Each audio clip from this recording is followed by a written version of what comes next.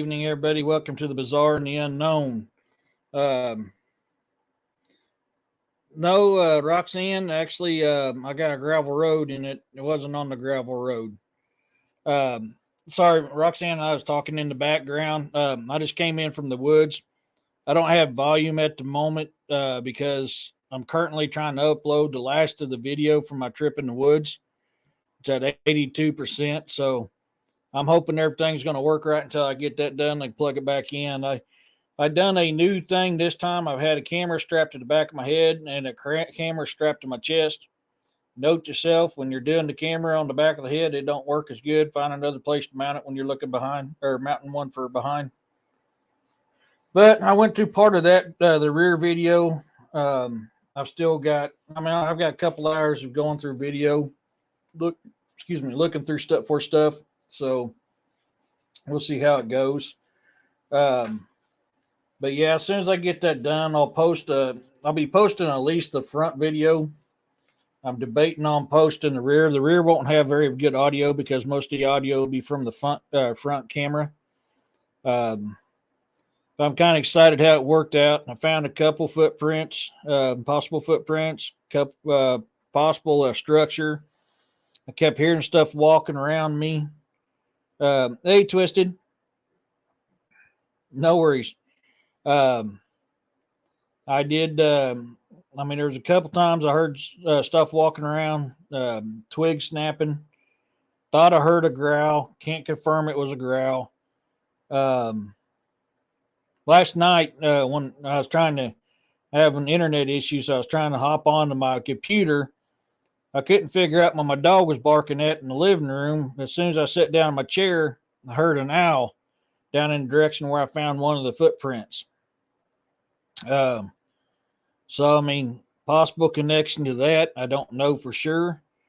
But it was in that direction I heard the howl come from. I put out my little audio amplifier and digital recorder. When I set it down last night, the digital recorder said it was recording. An hour later, when I went out and got it, there was nothing recording or saved on my audio device. So, unfortunately, I wasn't able to capture last night. 500-pound owls, yeah. I've heard them, Roxanne. That's if you ain't never heard a 500-pound owl, you'll never forget it when you hear it. But no, this one here was just a whoop. That was about it. I got wolves out here. Could it have been a wolf I heard? Possibly. I've got coyotes. Could it have been a coyote? Possibly. I can't say 100% it was one of my guests, but it does sound like that. So I was kind of doing that. I went out mushroom hunting. And so I was out mushroom hunting. I was like, I'm going to take the camcorder. Hey, Rhonda. I'm going to take the camcorders out with me. And I meant to put up some Velcro strips, and I forgot. Now, I had set some blue-colored beads out that we had from when we done the docuseries. Those beads I had set out, most of them were gone. They weren't laying on the ground next to the stump that it was on. The container that had them in there. Hey, Amber. The container I had some of them in was pulled out of the stump and laying on the ground next to it. And a necklace I had hanging off a box was moved and tucked behind a rope that was holding the deal up. So there is some weird stuff going on, and that was in the area of that howl last night. That was in the area where I found the first set of prints. So I'm going through this video stuff. I did a little post on my YouTube just before I went live, showing you. Oh, good, it finally finished. Showing you guys a couple of the pictures of the prints. Now I just get my mouse to work. Come on, man. A couple of the prints, the possible structure I found. I can't say that was made by my friends or my guest. I can't say it wasn't.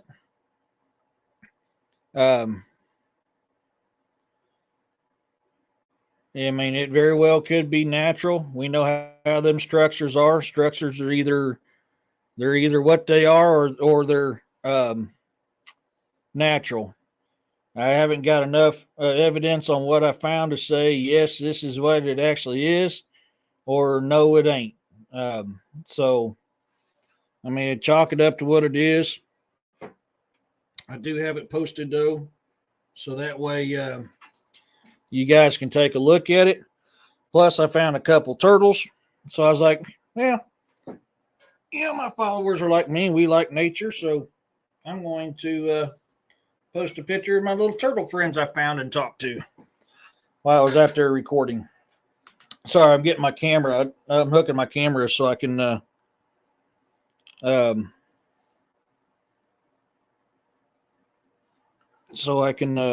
put it up. Now that's done downloading. There it is. So I had this one was my front mounted GoPro camera. I had a smaller one that I used. I had strapped to my head. Like I said, lesson learned. Don't strap it to your head. But and when I start going out to the woods, sorry, I got a big case that's got audio stuff and video recording stuff in it. So I wanted to put that up before I forgot. So I'll start doing more videos when I go out in the woods. I mean, I was pretty much mushroom hunting. Didn't find any mushrooms. Very disappointed. Didn't find any mushrooms. But I mean, that's just how it goes, you know. I need to move this over here. Actually, no, that's not what I want. Trying to get set up. I thought I had this set up, and it was end up being on my book and not my notes. So I got to pull my notes up. So today we're going to talk about the magic of the Ozarks, and we're going to talk about the funny little things that was running around here. Hey, Melissa.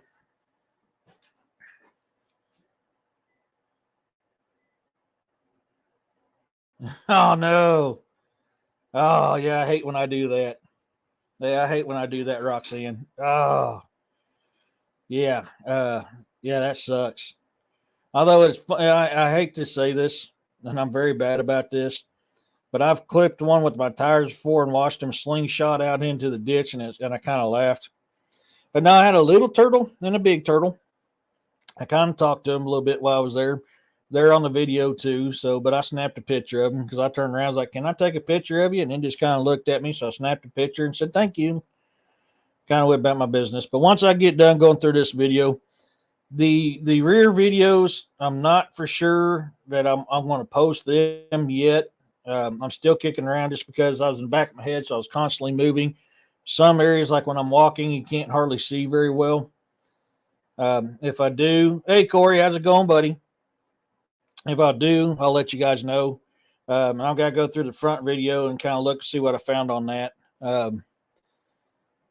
So with that being said, let's hop into her. So, you know, you've heard me talk several times about the magic of the mountains, and especially, you know, here for me with the Ozarks. And so a little background here on magic of the Ozarks. There's magic in these old mountains, magic far older than humans who have lived with it. These mountains are living, breathing. It is a living, breathing entity. So I mean, that's something I've always said. It's mountains are a living, breathing entity, and there's tons of stuff that goes on in here. Mountains will treat you as you treat it, and that's one thing I always try to tell everybody. I mean, that goes. Hey, David, how's it going?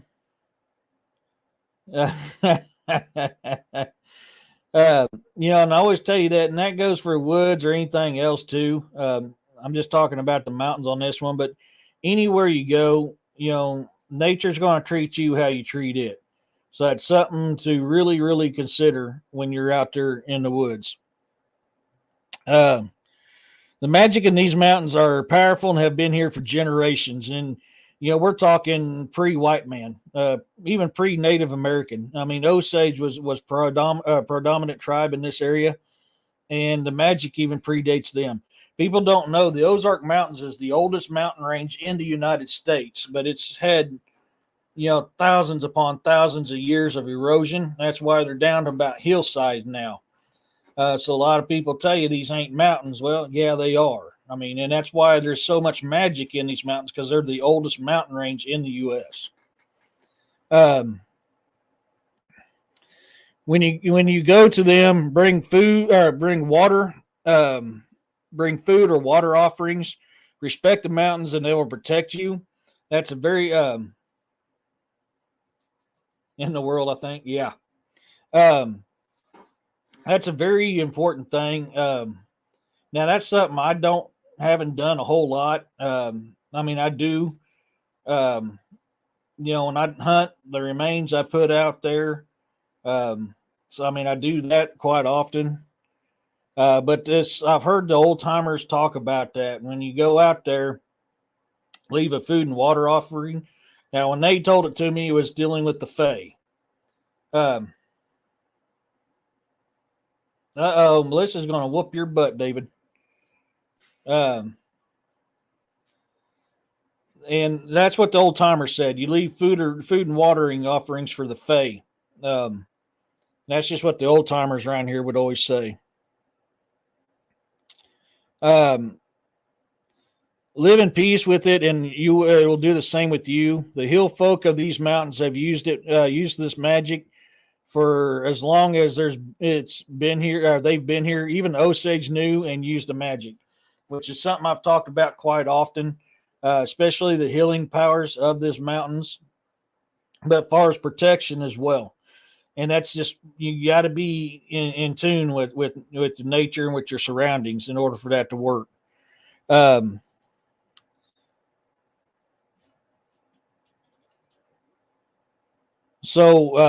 Oh yeah, I already hit on that. Yeah, I put in there. I haven't done this myself, but I can tell you without a doubt that there's magic in these mountains, which was what we said several times.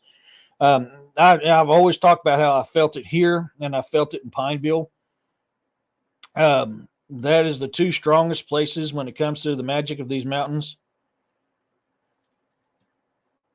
Oh, that ain't good, David. Might want to go brew you a pot real quick, buddy. um, so that's kind of what I'm kind of hitting at here. Like I said, I've said it many a time. So we'll get into the first of the strange stuff. Let me find it. I gotta get to the right pick. I've got enough of these things in here. Oops, I overlooked it somewhere. Nope. Where are you at? There we go. So the first of the supernatural beings we're going to talk about is the Fae, the fairies. The Ozark mountain range has inherited much of its culture, identity, and folk practices from elder European traditions, especially from the British Isles and Germany. These stories, languages, religions, religious beliefs, and even some magical methods of development amongst isolated families in the heart of the Appalachians before being carried to the Ozark Mountains and around 1820 after the forced removal of the Osage and new settler Cherokee to Oklahoma. So this is how the Fae play a part. There is a lot of healing powers in these mountains. You're 100% Roxanne, correct on that, Roxanne. So this is what mainstream historians will tell you, that the Fae came with the English. William and I has talked about this a few times. They have been here. The Fae have been here a lot longer than white man. They really have. They've been here longer than the Native Americans. I've always said that I've never believed the Fae were specific to one area because there's too many stories. There's Native American stories about them, and there's white man stories about them. They've been here for a long time. I mean, they're an elemental, so it would stand to reason why they've been here. Early 20th century folklorists like Vance Randolph and his Ozark Ozark Magic and Folklore book, along with Mary Parler in her multiple volume collection Folk Beliefs from Arkansas, cover a range of folkways, many of which are still around today. Even the slow decay of the Ozark culture, they speak of the Ozark folk calling them little people or fairies. So that was two authors that if you're interested into a lot of the folklore of the Ozark Mountains. I put them in there because they're probably the two top known people when it comes to the Ozark Mountain folklore. So that's why I wanted it in there. Now I've heard a lot of old timers call them little people as well.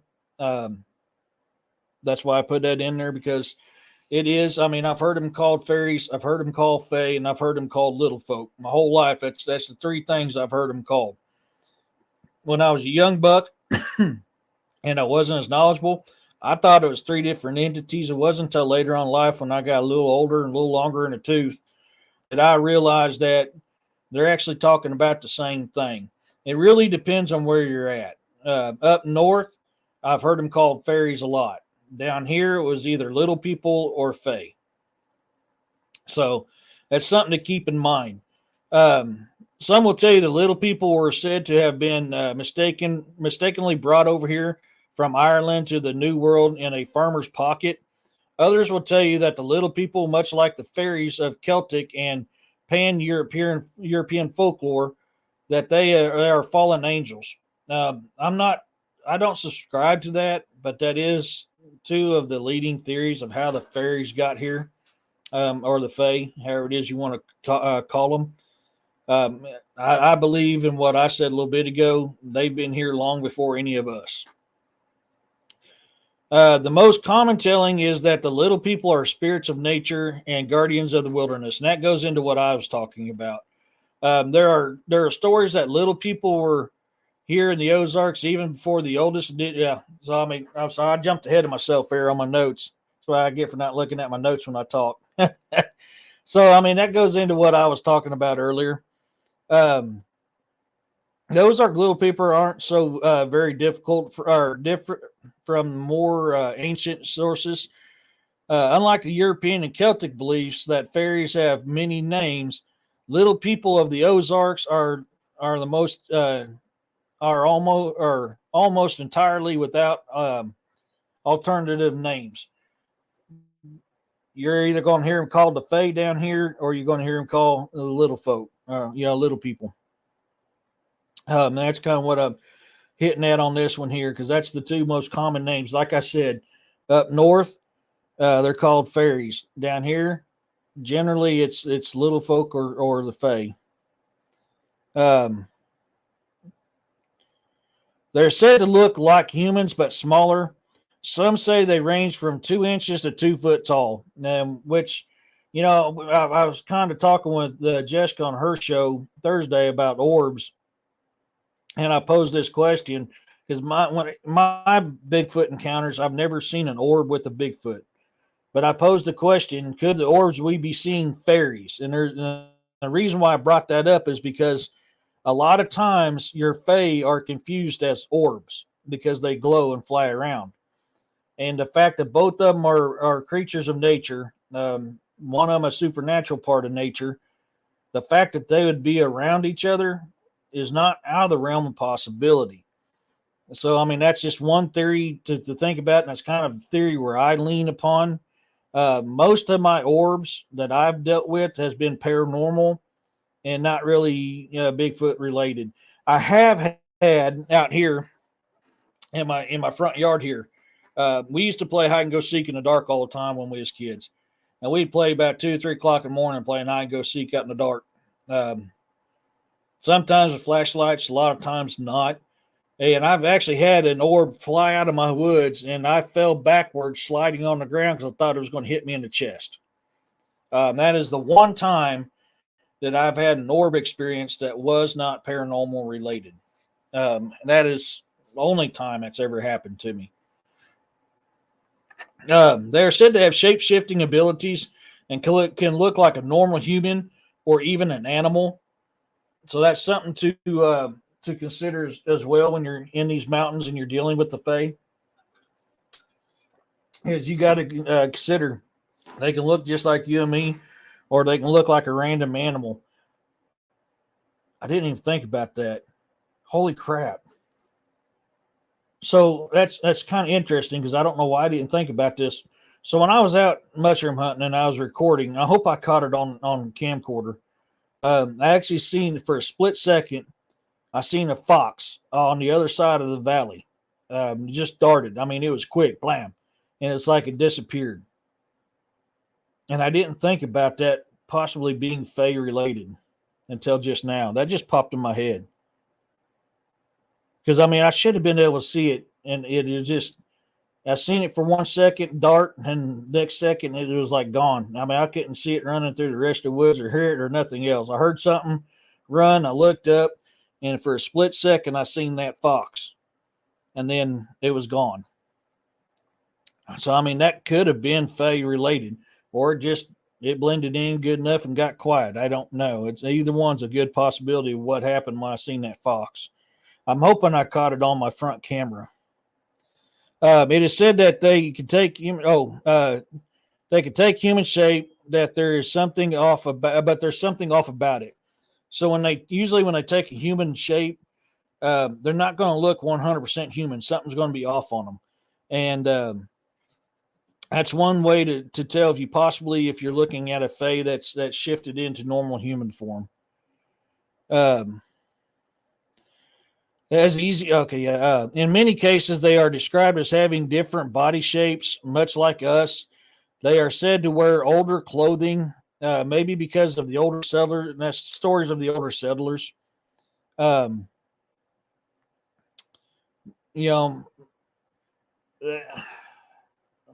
I can't say one way or the other. I've never physically seen one, so I mean, there's plenty of stories of them wearing clothing. So the possibility of that being just from the time period of people telling the story it's possible. I mean, it's I can't deny it. The next little this next thing we're going to talk about. This guy is not something you really want to mess with and want to run into, and it's up around Roxanne's area, and it's even around here, and that's the Ozark howler.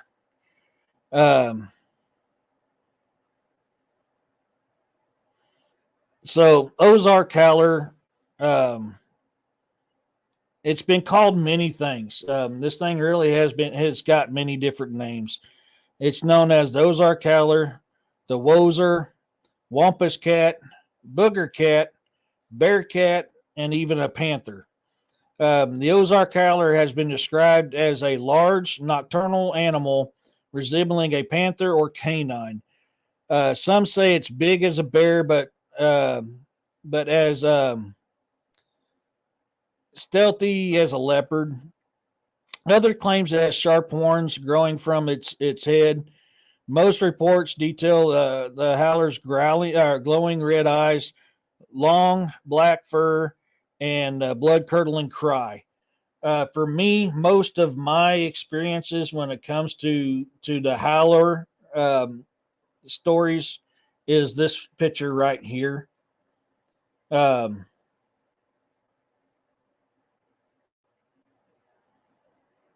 He's running around. Thanks, Twisty. He's running around here. I'm having to jump back forth too much, so it's hard for him to be in my lap at the moment. Melissa, it does. These things are very big.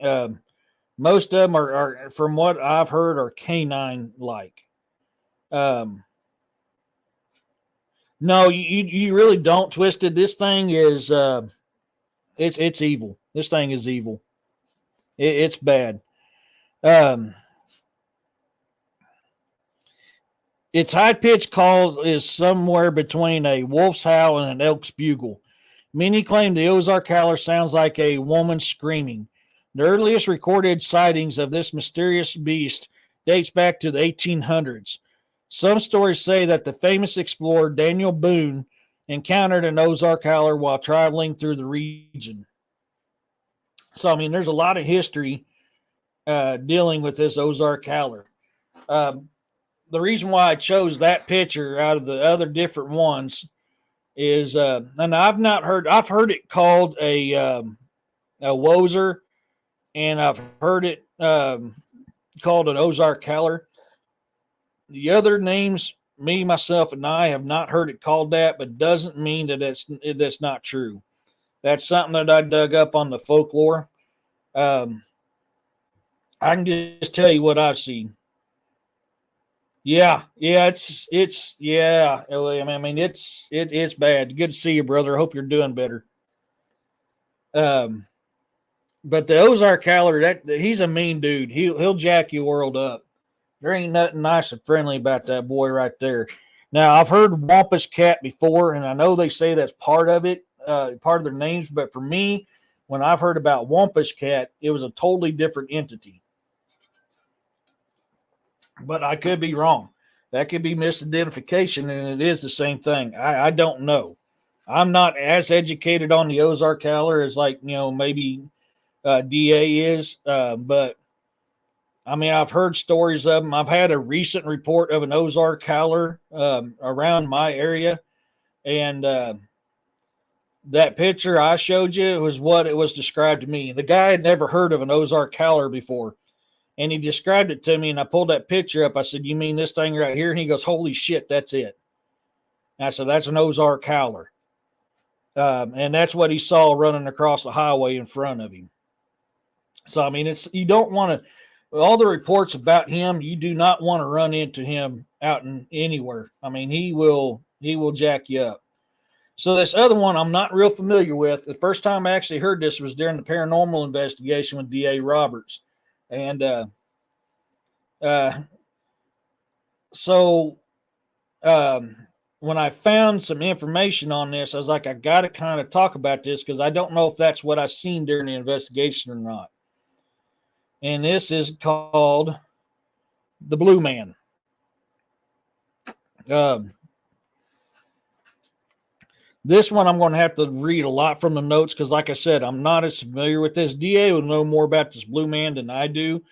He was the first person I've ever heard talk about him. Because if you during the investigation, and I've kind of talked about this because when DA showed that one picture when I was on the show with him, I went, "Holy crap!" Because they had the same colors as I seen that went across that very same window later on that night. Uh, a long tale of sightings of the Blue Man. The article printed in the Springfield Leader in November of 1924 begins actually in 1865 when a hunter, Saul Collins, was hunting between the big northern. I got quit talking southern talk on some things. You haven't heard of it either, Twisted. So I'm learning this just like you guys are. Yeah, they do. Yeah, they do, William. Uh, so he was hunting between the Big North Fork and the Spring Creek. He was tracking the game and saw tracks that he thought was bear tracks. After following the tracks for an hour or a few hours, and while climbing a mountain, he barely had time to leap behind a tree as a boulder came rolling down the mountain directly in his path. Uh, yeah, they're a fun group, Twisted. They really are. A second boulder followed the first, and a third boulder crushed into the tree with such force that the boulder shattered. So that tells you the strength of these things here. They threw a boulder down a mountain so hard when it hit the tree, it shattered. Um, when he peered around the tree, he saw on the hillside a gigantic figure shaped like an immense man, a big man, stark naked, except for a skin of some animal cloth around his waist and other wrappings of skin around his feet. The creature was covered from head to foot with a tightly curled coat of hair. It was short and black. As the sun without the sun, it looked real black. And he goes, when the sun hit it, um, it had like a dark bluish hue to it. So that's where the name Blue Man came from. So without the sun, it looked black like black hair, but when the sun hit it, it had a blue hue to it. Collins always claimed that the giant was not less than 9 feet tall. The giant threw one more rock that almost shattered against the tree, and it made the hills echo with an ear-piercing scream. More terrifying than ever, that came from any old beast that roams the woods. Um, That was enough for Collins, who took to his heels and fled for his life. For several days, Collins and his neighbors tracked the blue man, and many caught glimpses of him, but he was never caught. It was believed that Blue Man was responsible for the disappearances of many sheep and pigs in the area. After a week or two of terror, the creature disappeared. Yeah. So, I mean, to me, he sounds like a Sasquatch with a blue hue to him. So, it's oh man, reading that, because like I said, DA told me a little bit about it, but after reading that, I'm like, could that actually be a Bigfoot that has gotten into something, maybe some type of clay? Because we do have some bluish clay around here. Could that be where he's getting his blue hue from? I don't know, because whenever you hear the first part, he sounds a lot like this dude here, which in the South they're called a booger. Down here in southern Missouri, they're called a booger. Up where I'm from in St. Joe, they're called a momo, and that's Missouri monster or Bigfoot.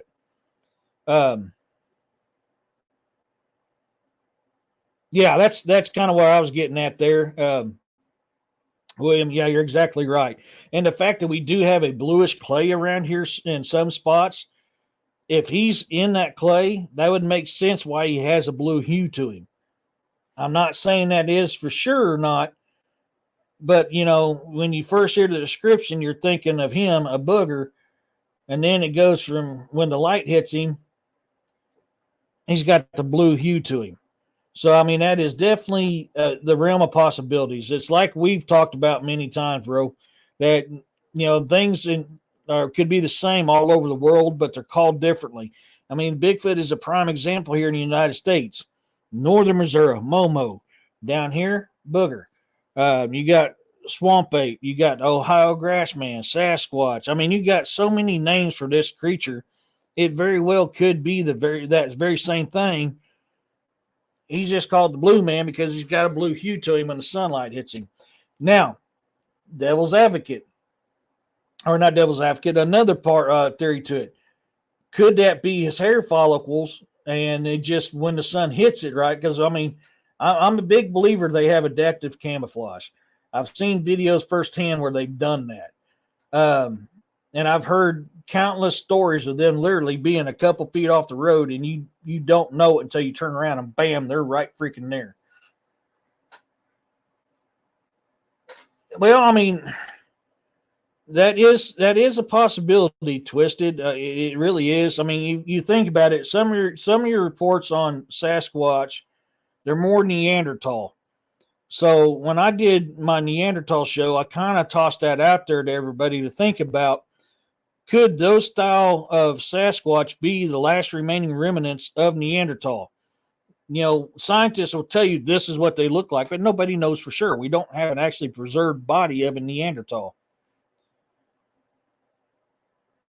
You're fine, brother. I'm hoping you're doing well. I hope you get to feeling better soon, bro.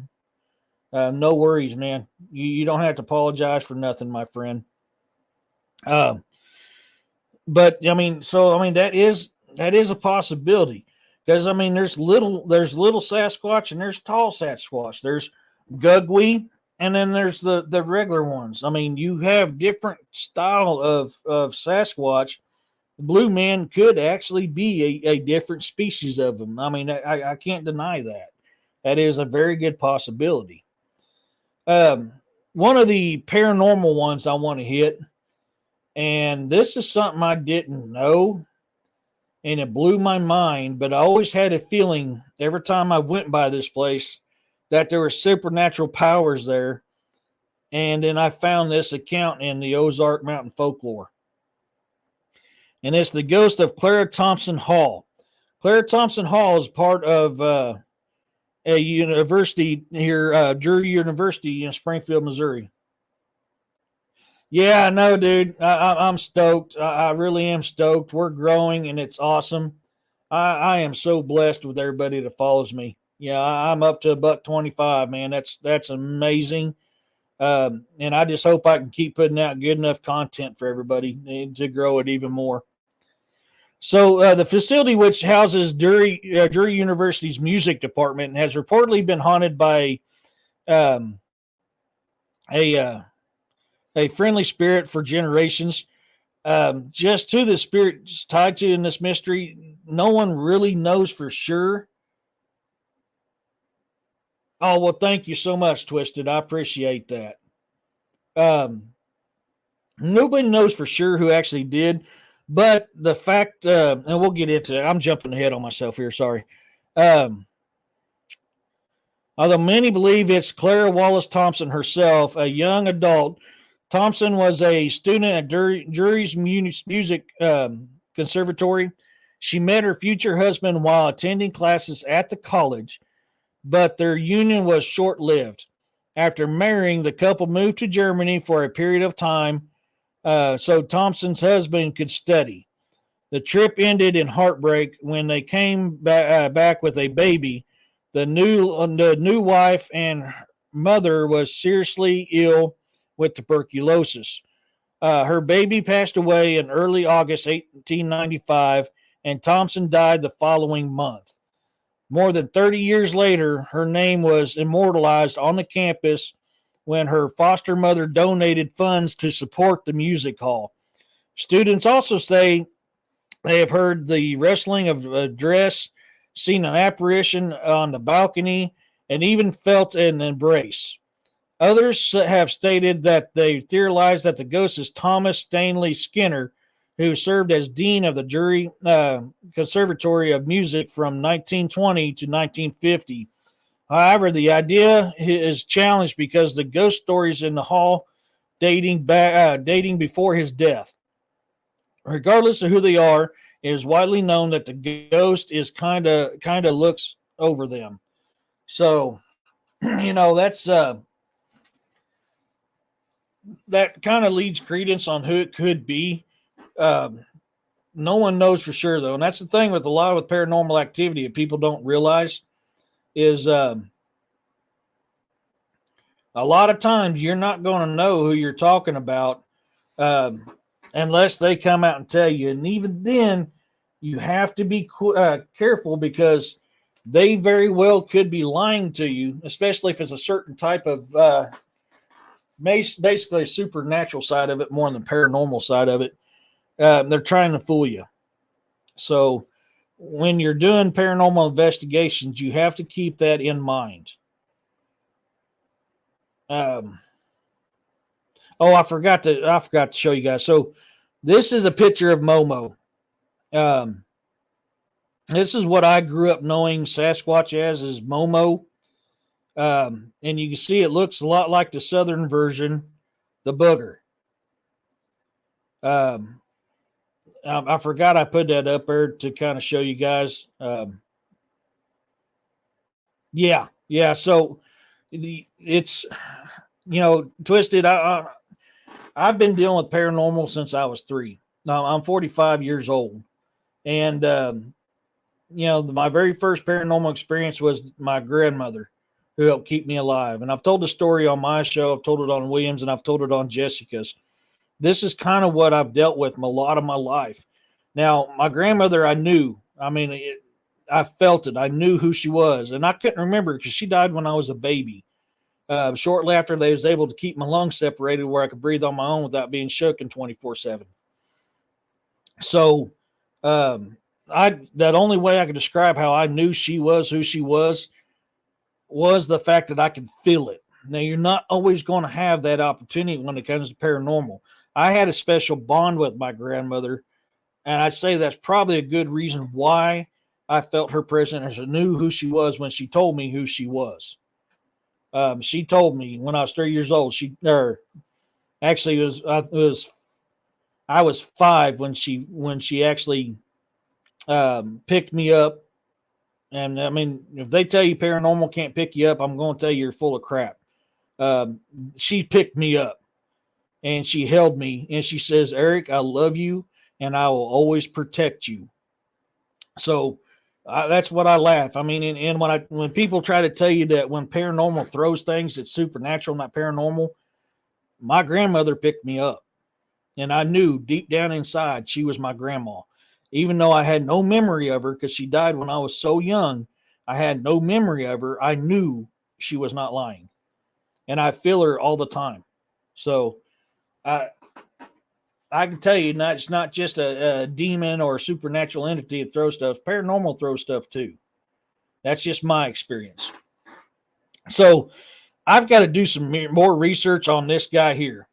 I've never heard of this guy before that I'm fixing to talk about, but it's very important because it plays onto the magic part of the Ozarks. And I'm trying to find. I could have swore I had a photo here. There it is. This guy is known as the Wizard of Otto, and the Wizard of Otto wasn't of this world, or at least any world that Hill or Hollow Ozarkians knew back in the 1930s. He was a doctor, at least that's what he told them, but seemed to be on a journey to escape his past. After miraculously healing a local in the time of need, the doctor's fame spread quickly. Even though he healed thousands, all for free, even today, no one knows for sure who he was. He never gave his real name. And this guy here, he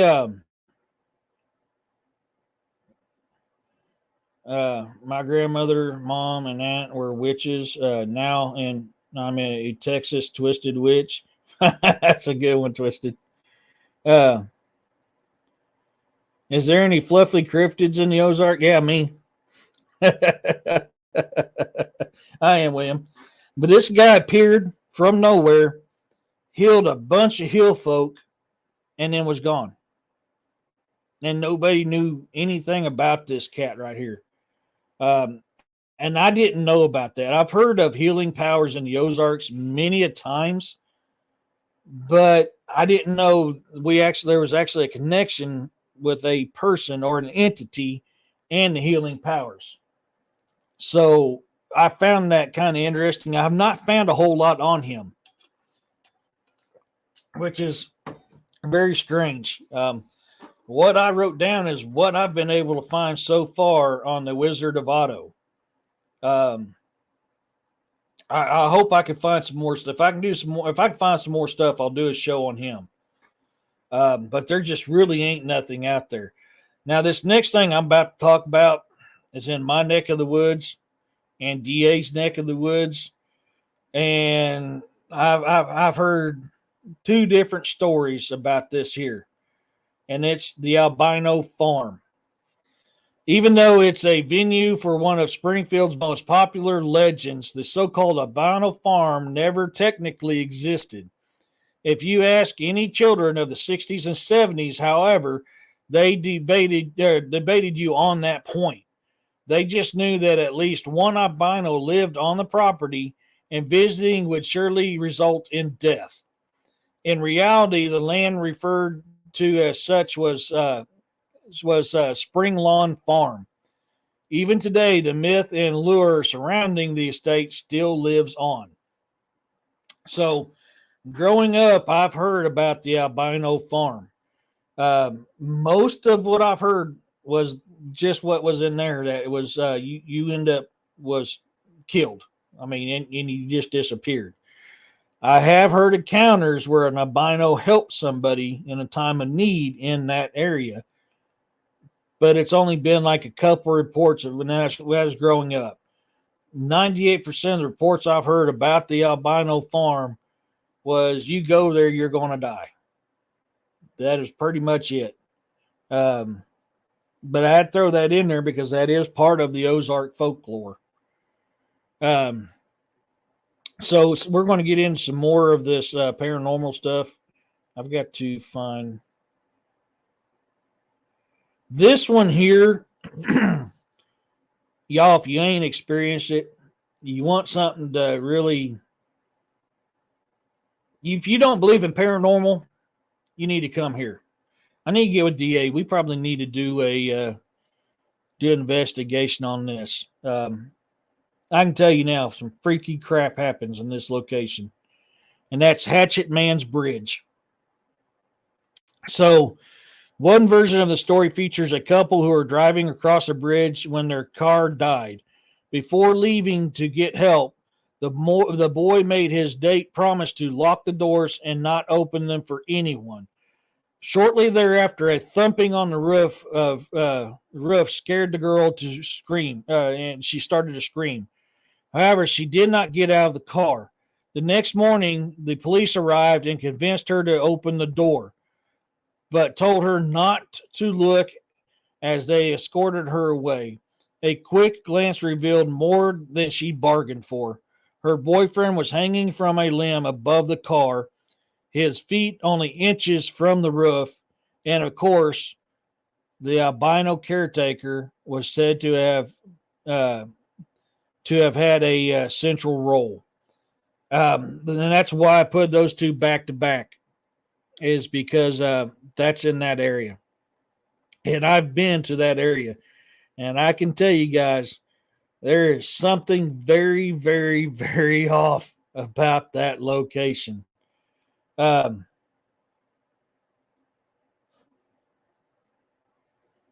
yeah, yeah.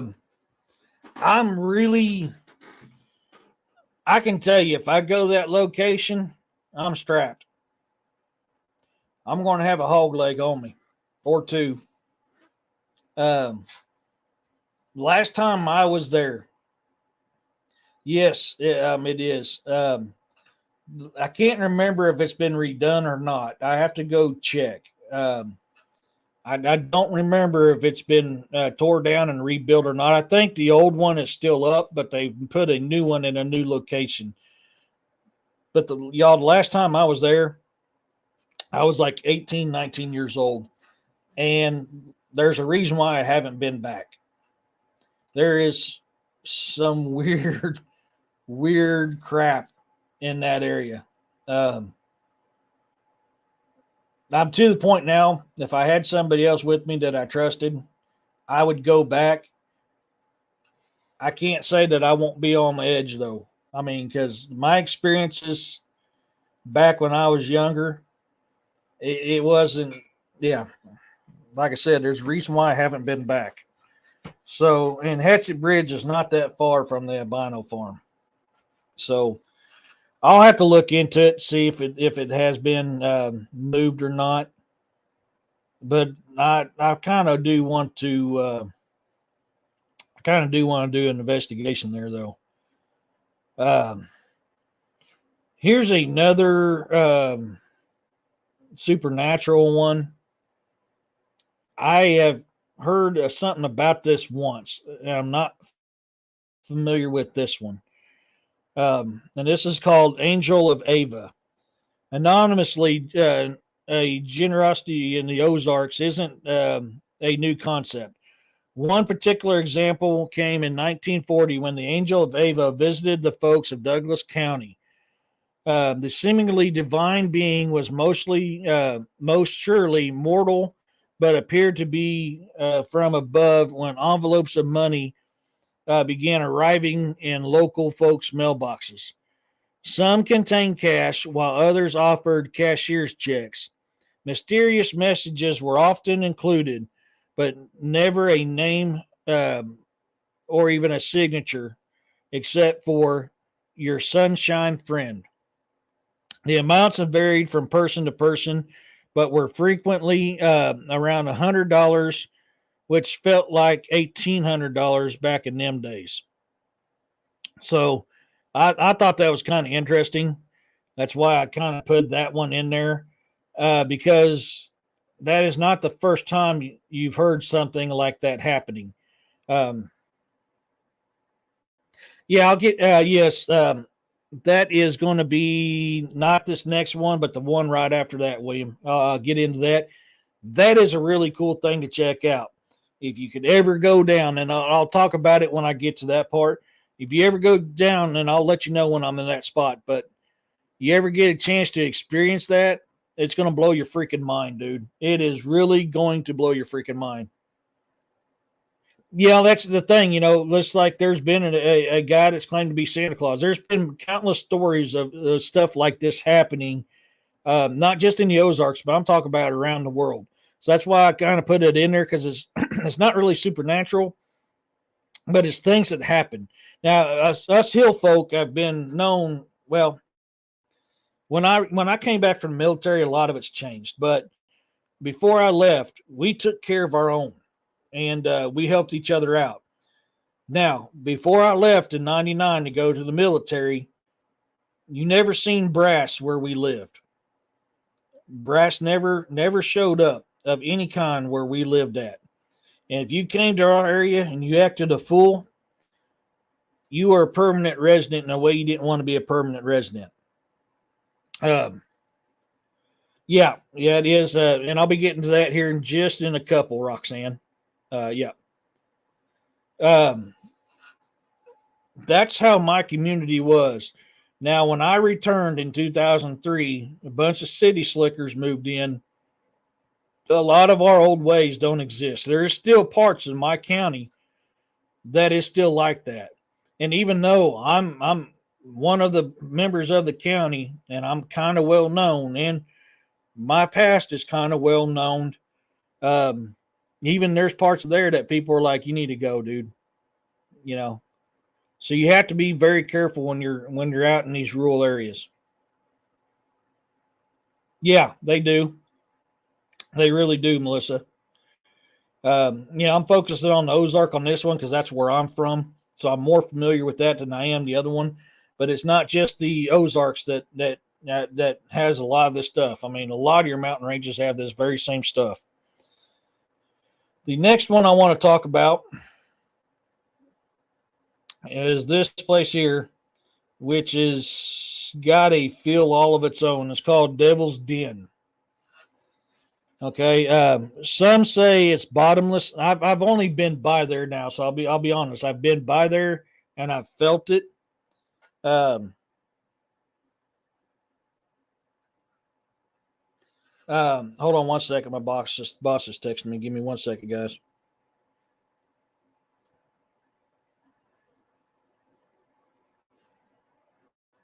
Getting ready for tomorrow morning. But I want to go here and see more. So some say it's a bottomless pit. Others think it's a portal to a faraway place. And then some don't even know it's there. Driving by daily without any idea of the lore and legend, just a few feet from the road. It's the Devil's Den, a longtime local landmark hidden in a grove of oak trees. Significantly speaking, Devil's Den is simply a water filled sinkhole, but it's big. Some accounts taking in depths to nearly a football field in length and about a third of such width. According to the history of Webster County, published in 1955, Devil's Den is the natural curiosity, a lake of oval shape covering an area of about half an acre. This lake lies in a limestone basin, the walls of which stand perpendicularly for about 100 feet. The mysterious lake has never been sounded. Uh, the crevices of the rocks surrounding the lake are filled with substance resembling sperm that burns like a candle. So you can kind of get an idea of how it got its name. Um, I got a rough idea where it's at. Like I said, I've been by there. Um, I've got a connection and that lives in that area. I think I need to go do a little closer look at the place. Yes, Melissa, and some of those legends need to be mentioned because of the evil. Yeah, and which I can do a show on that later. I was just kind of hitting this one up because people's asked about the Ozark Mountains because they've heard me talk about it and Roxanne talk about it. So to get to what you guys have been waiting, yeah, there is a lot of energy there, Twisted. Yes. So here you guys go. For those of you who were asking about it, the Joplin spook lights. So down a quiet country road near Joplin lives a legend. Instead of a person, however, the road leads to a story, a tale often referred to as a hornet spook light. Though it's not there every night, the blazing ball has ascended the night sky seemingly out of nowhere for decades. Um, Uniting generations in a puzzled curiosity, sometimes it looks like a lantern far in the distance, carried by someone slowly walking. At other times, it appears to be a ball of fire hurtling at the viewer with incredible speed, only to stop, skip around near the treetop level, and then zoom back into the distance. Occasionally, so I've been told, is it settles on the hood of a car and dance off a little into the woods or disappears. Then, um, then reappears behind you. Um, Perplexed and drawn by its mystique, such visitors have created a story far longer than the tree guarded uh, gravel road where it began. So, I mean, these things have been this spook light has been coming around since before that road has ever existed. Give me 1 second. Let me get back up here. Melissa, I have been by it, but I have not been to it. I was, I think, my early 20s when I'd been by it. So I need to get back out there and kind of check it out. I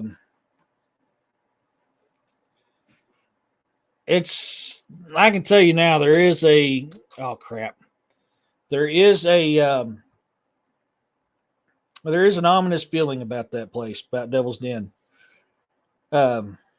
So yeah.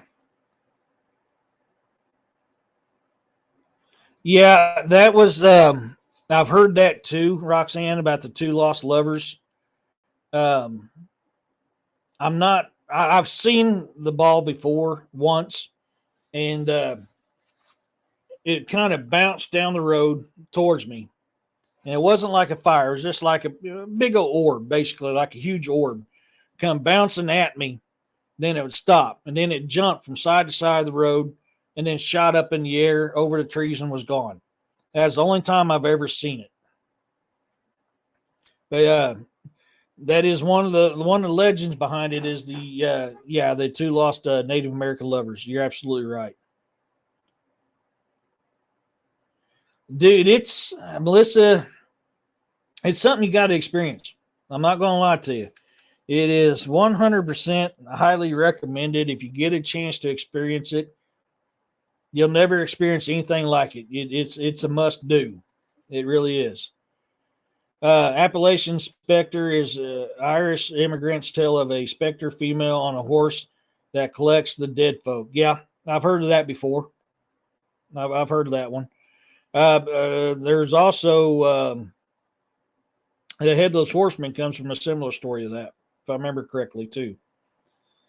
I have a couple of stories people have seen it also. Yeah, it's I'm telling you, man, it's hard to explain. It's really something that you need to experience yourself.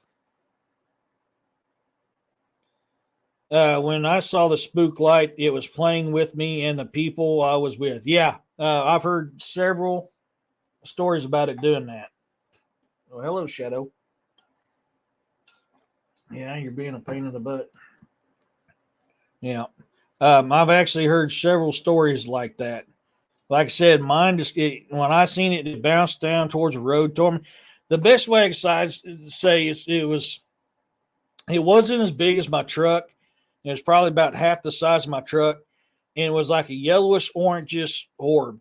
And it bounced down towards me, then bounced from side to side, then jumped up and went over the tree tops and was gone. It was cool. It was really, really cool. I have only been to Missouri one time. That was in 1986 when I was in St. Louis. Yeah. I mean, with you and David really liking paranormal, Melissa, you would have a field day here in the Ozarks. I'm telling you, there is tons and tons and tons of paranormal, supernatural, and um, cryptid stuff out here. I mean, we've got tons of it.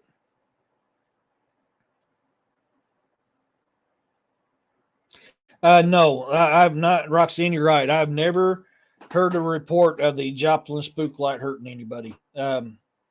It's just like the best way to describe it's like a joyful little ball of joy that likes to mess around and have a good time. I mean, it's speculated to be something paranormal to something supernatural to something not even of this world. There's plenty of shows that even talk about it being of alien origins. Um, but yeah, you so that's just something to consider on that. Now, yeah, Twisted. If you ever get a chance to experience it, you really need to. I recommend that for anybody. It's hit and miss if you're going to experience it though. I mean, it really is hit and miss if you're going to. There was a time in the mid '90s when it was happening quite frequently, but it only did that for roughly a year, maybe a little over a year. Then went back to its normal stuff where it's hit and miss if you see it or not. But I remember a long string of sightings back in the mid '90s of it appearing. So this next thing I've heard very little about. Now I had an experience with something similar to this. Oh man, I keep forgetting to put my banners up. I need to do that real quick. Um, there's a lot of stories of a creature just like what I'm about to talk about.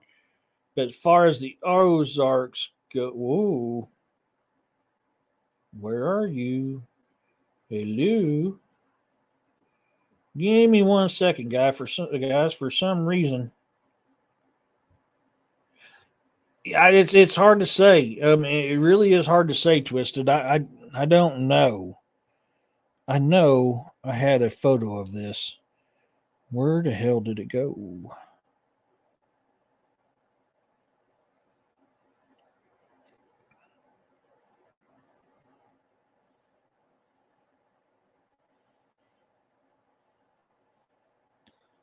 Well, I'll be a monkey's uncle. I didn't keep it. Let me look up this photo because this is something you really got to see. Kind of grasp what I'm fixing to talk about. This thing is it's cool. I can't tell you for sure this is what I saw for several years down here in the '90s, um, but it's similar.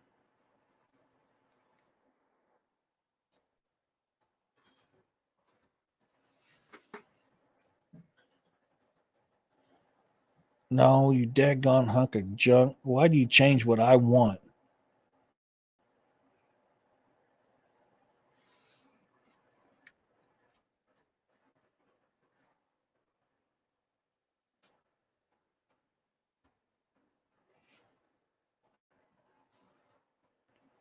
Oh, dude, you're really going to be treating me this way right now, of all times? What the hell are you doing? This thing is being difficult.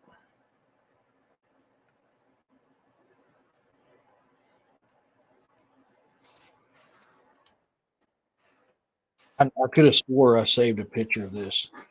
I'm pretty damn sure I did, but for some reason it's not in my deal.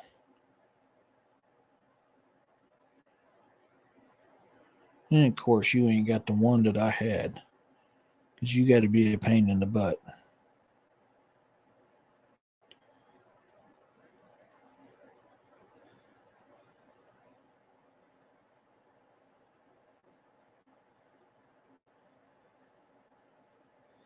Now, this next thing we're going to talk about is not just in the Ozarks. There is legends throughout history and continents all over of this um, supernatural entity that I'm about to talk about. Come on, baby. Work for me. Thank you.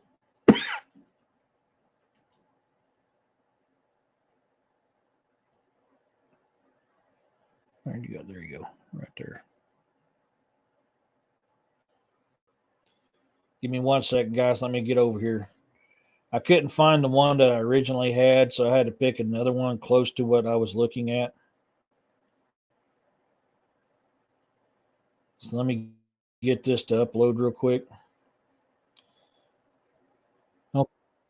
So this is the Ozark Mountain version of this supernatural entity that is talked about throughout history and regions all over the world.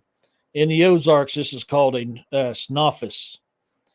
In the Ozarks of Arkansas and Missouri, the snoffus is a creature from tales of the lumberjacks of the emerging United States. The snoffus is a white deer with wings and huge antlers it builds leaves or that my gosh that lives in the woods of the Ozark Mountains of the United States. The antlers of the snoffus is said to be living branches of dogwood tree and are often depicted as having blossoms on them as well as green leaves. The snoffus is said to be able to leap from forest floor to the tops of trees and perch on the branches like a squirrel. It is described as jumping from branch to branch like a monkey as it does it, saying, Hallelujah, Hallelujah. At other times, the snoffus is said to make sounds like a songbird. The snoffus is reported to exhale blue mist from its mouth, which drifts upwards towards the sky, forming a blue haze of clouds. This behavior is particularly uh, done with this animal in the autumn. So, um, yeah, no joke. Yeah, me and technology are not the best of friends, Twisted. Yeah, so my experience with this supernatural entity, and this very well could just been a plain old albino deer, but I had a doe that every spring I'm assuming it's a doe. I'm assuming it's a doe because I always seen it in the spring. If anybody knows anything about deer, they shed their antlers in the spring. I don't know if a snoffus does it or not, so that's why I can't say this is an actual. What I saw was a snoffus, but there was a white doe-looking deer that I would see all the time in the spring. So when I read this, I went, "Holy crap!" Because it automatically brought me back to that moment when I was younger and would see that white doe all the time. Twisted, it's actually that creature is talked about in folklore throughout history, and it's described several different ways, but they're also very similar on all the ways that they're described. It really depends on the region you're from on what it is. Sometimes it's an elk, most time it's a stag or a deer. So a snoffus, SNAWFUS, a snoffus. Um, I had never heard about them growing up. I just recall the white deer I always saw, and when I was younger, I just chalked it up to an albino doe because I never seen it with horns, but I've always only ever seen it in the spring. So it's a cool creature. Yeah, it is. It's very interesting. So this next creature, this is what's sometimes mistaken as an Ozark howler. It's called a wampus cat. So wampus cat, since men first made their way into the dark mountains of the Ozarks, there have been tales of a strange creatures lurking in the shadows. a huge wild cat with supernatural intelligence and a talent for making bugling sounds.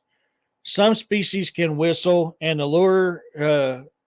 helpless hunters and woodsmen to their doom for by um, whistling at them from a dark cedar thickets. It is said that the constant God, I can't even say that daggone word.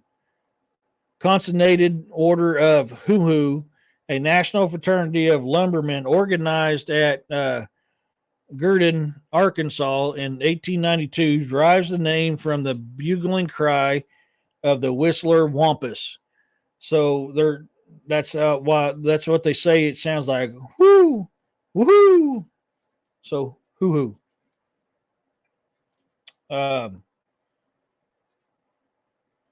yeah, no joke. I didn't think about that, but you're absolutely right, Roxanne. I did not actually think about that whenever I was listening to this. I've heard scuttlebutt when I was younger of a wampus cat, but very few and far between, and that was around Pineville. And the old timers, even Sam Walton used to give me crap about a wampus cat. Yeah, so it's funny.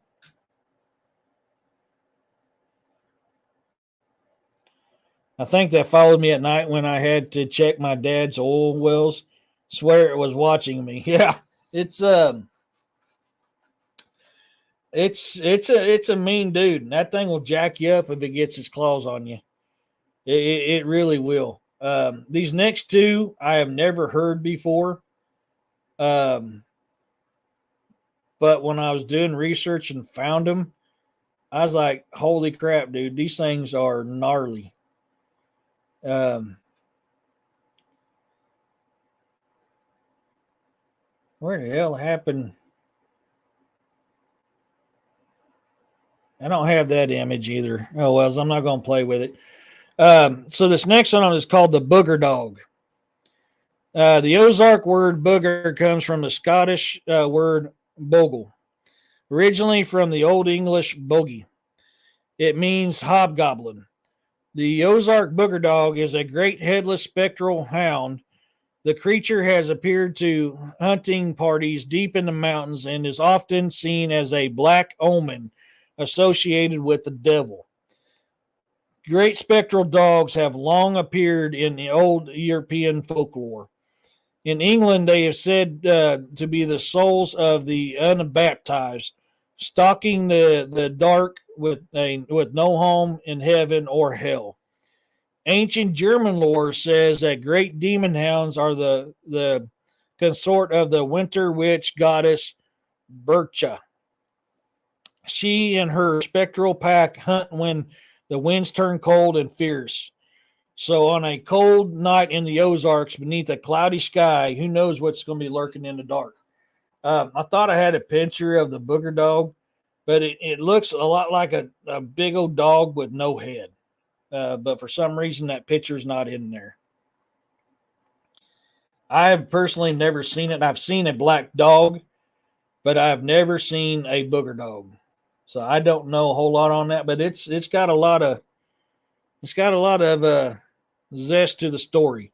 This is another one I didn't know, and I've been to these springs that this is talked about, and this is called the Cave Springs Mermaid.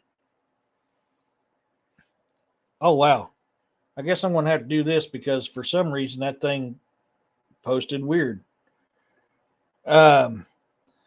The diary of D. Hyde Abscott, explorer of the Ozarks pioneer, was found in the basement of an abandoned Eureka Springs cottage near the Crescent Hotel.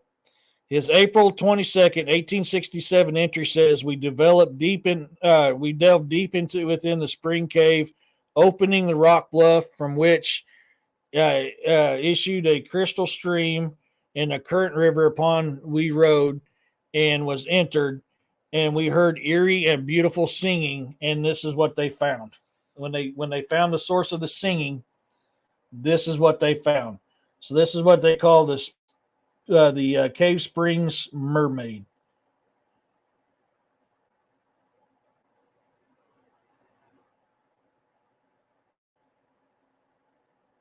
Yeah, I haven't checked the forecast today. So I need to. I'm looking out the window. I've got the curtains open. It looks like it could. It was raining here a little bit ago when I came back in from the woods. Um, so I mean, it's possible. Yeah, I didn't think about that. That kind of does look like, in a way, kind of like the Starbucks deal. Yes, that is the common thing I found. Is she is very much like a siren, although I have not encountered of any reports of her attacking people. Um, that is a common theory that she is a type of siren. Whereas my hillbilly ass says quite often siren. So I got one more to talk about, and we can get into more people's questions here. This dude, I don't know. I've got mixed feelings if I want to run into this thing or not. I really do. And it's going to do the same thing to me. This thing is called a Goro. Uh, the Goro is a beast of an ancient time, and not of a, you know what? Let me see if I can get this light up better. I didn't realize these pictures were doing that. And I forgot to turn on my LEDs. So we'll see if we can get this thing to pop up a little bit more. Give me 1 second, guys. Hello. I'm hitting the on button. Hello. Oh, well, that'd be why. Something unplugged my lights. Okay, there we go. Let's see if we can find a color that makes it pop. That one might.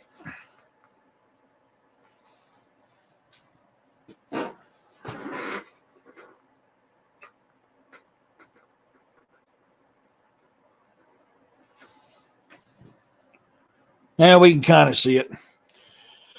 So the Goro supernatural that rather be but rather a great dinosaur-like creature from the lost world. Early pioneers encountered the Goro, as named from the guttural noise it makes just before it strikes. So that's how it's got its name. And it lives deep in the caves and beneath rock ledges. The Goro is over 20 feet long and displays an enormous upturned tusk. It has short legs, webbed feet, sharp claws, and green scales. Its back its back is bristled with short horns or spikes, and is it and it possesses a thin, long tail with a sickle-like blade at the end.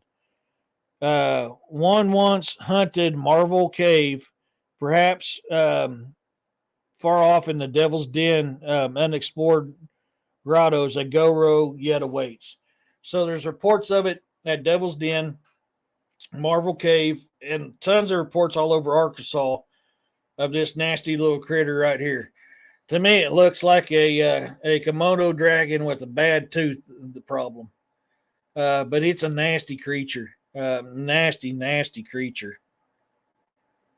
I am missing part of my notes. I am pretty sure, remembering my research on this thing, it survives off the blood of its victims. It drinks the blood of its victims.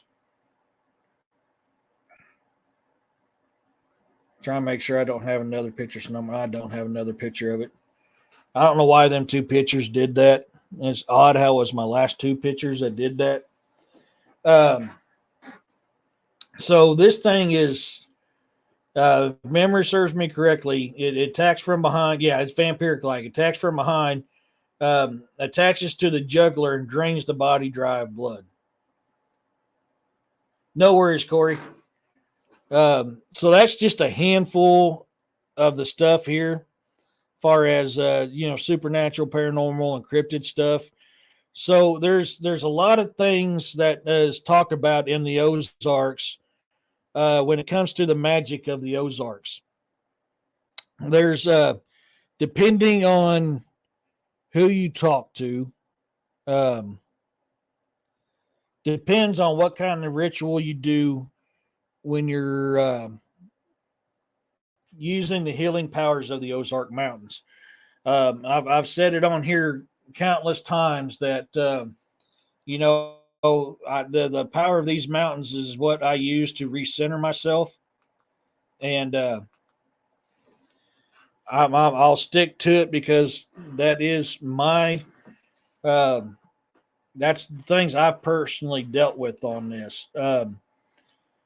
It's hard to explain what it is. Like today, I had a feeling when I was out in the woods. It was very faint and it was distant, but it was like something watching me. Is that the same as the magic of the Ozark Mountains? No, I think that was something else, just because of the feel of it. Now, like the Fae, you can always tell when a Fae is or an elemental round. That is a magic that they are the magic that is tied to the mountains. Absolutely. Um, so could that be why the mountains have powers? And it's not just the Ozark. That's mountains across the world. Yeah, you always trust your feelings. You'll see it in the video when it happens because I stop and I go, "Whoa!" I can faintly feel something, and it feels like it's watching me because I was kind of describing to you guys what was happening. Because I'd hear twig breaks all around me. I can hear stuff walking around all around me. I couldn't see nothing. Uh,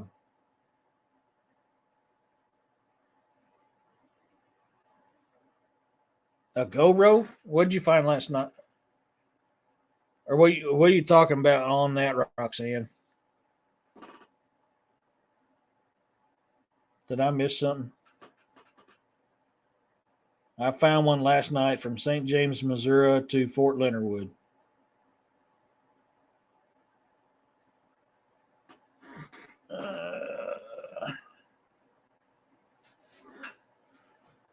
What do you? Oh, Missouri Goat Man. I don't know much about them. I've not. I've heard scuttlebutt about goat men from all over. I personally have not ever experienced one or done a whole lot of research into it.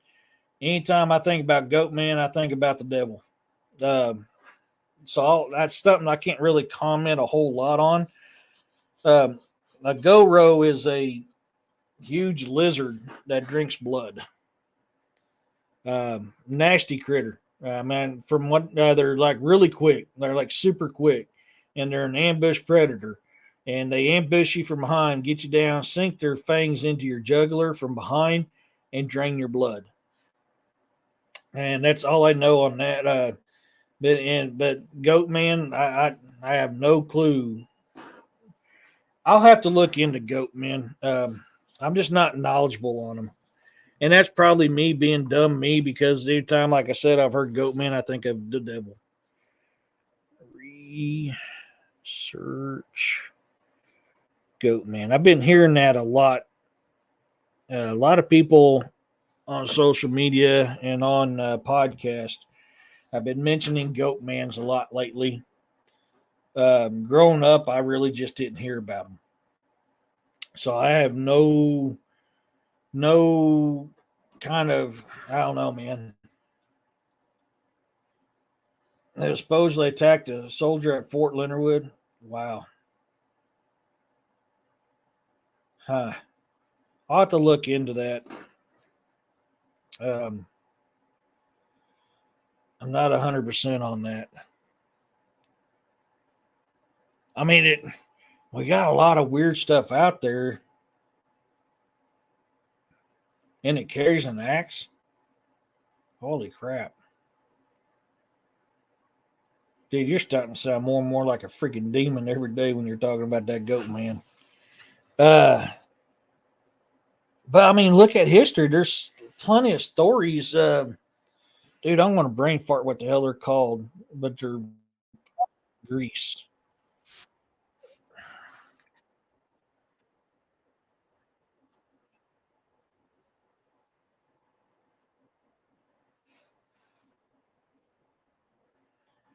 Can't remember what the dang thing is called.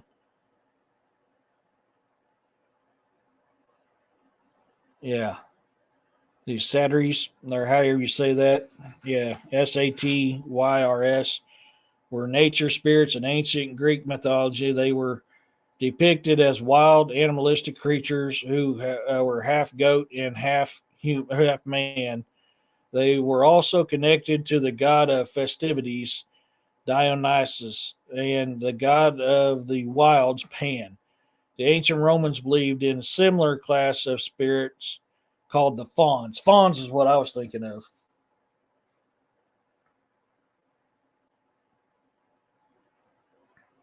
You talking about the goat man, Corey? What I've heard on the pull offs is they consume blood through their skin pores. That sounds familiar. That sounds really familiar. I've heard of that. I've heard of a cryptid doing that before. A cryptid or even um, some kind of supernatural entity. I can't remember. Hold on, guys. My medicine bag is getting mixed up in my gungnir. I took my medicine bag out with me and I went into the woods. I just had a feeling I needed to do that. Now it's getting tied up in gungnir. Um, Pull offs.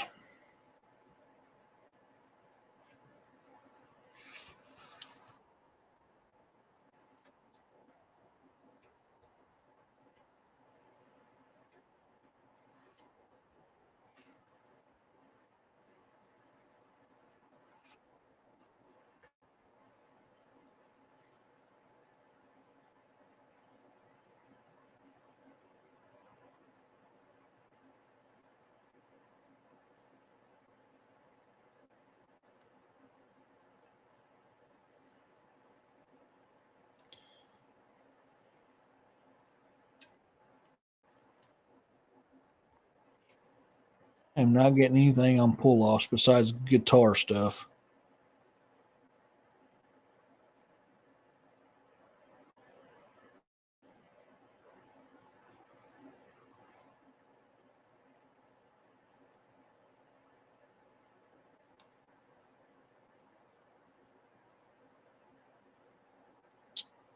That's okay, buddy. Yeah, just send it to me when you can. I'm trying to look it up right now, and man, all it's giving me is guitar stuff, poltergeist, and other ghost encounters. It's not giving me anything else on pull offs. And the only thing that actually has pull offs in the name is guitar stuff. So I'll have to dig into that some. I'm not familiar with them, but are they saying that's a type of goat man?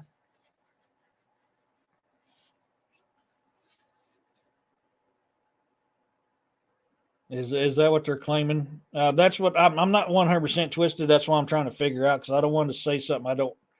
I'm not familiar with pull offs, so I was trying to pull it up here, but the internet is not giving me what I need. But the fact that they absorb through blood through the pores of their skin, that sounds very familiar. Oh, I vaguely remember that. Okay, yeah. Oh gosh, I vaguely remember us talking about that. Now I got to think. I think it was my emails. Let me get back in here real quick.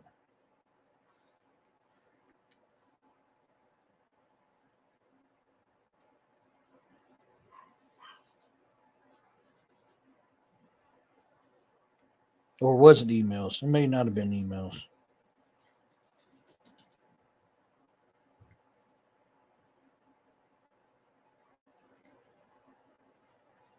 Okay. Yeah. Thank you.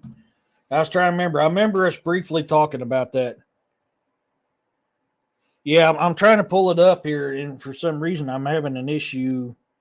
I'm right in your freaking folder, and I don't know why it's not in there.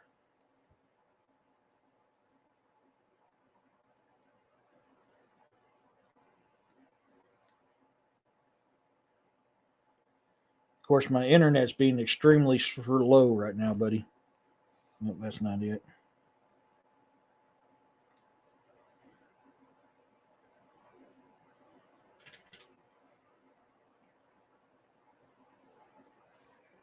Why is it not in my...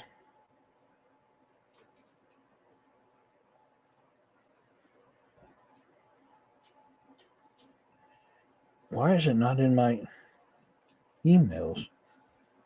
I don't understand why it's not in there. I remember us talking about it. Hey, I'm gonna make some tea. I'm gonna make some tea. Want some? Yeah, please.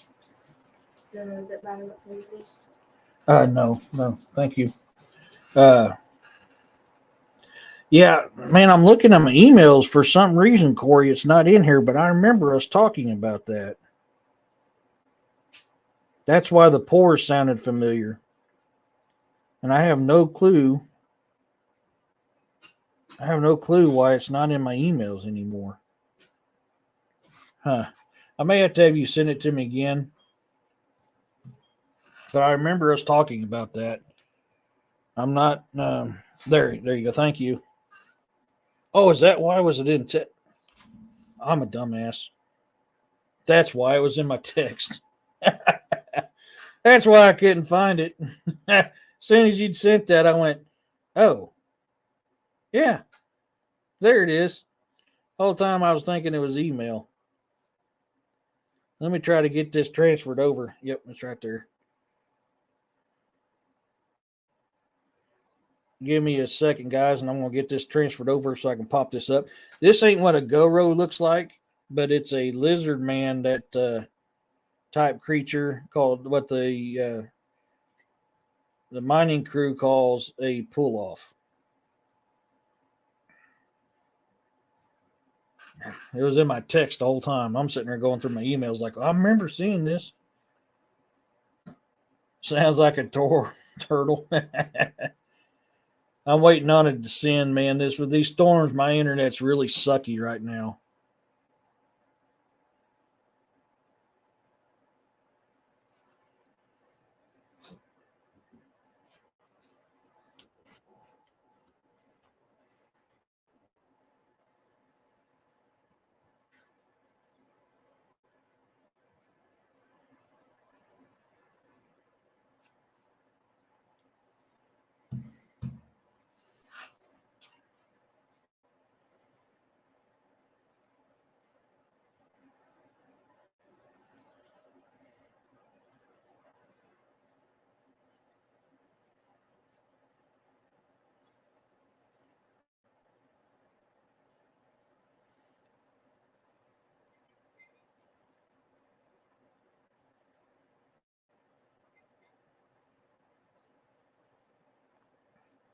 I'm uploading it now, guys. This is what he sent me, and this is what the miners are calling a pull off. And let me get in my text because I don't want to leave anything out on that.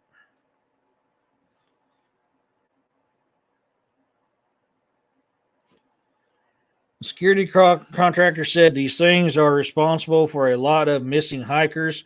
He said when you hear about the rear hiker of the group disappearing without a sound, it most likely this is most likely the culprit. The reason no one hears of the hiker screams is these things are stun their victims with electricity, much like an electric eel.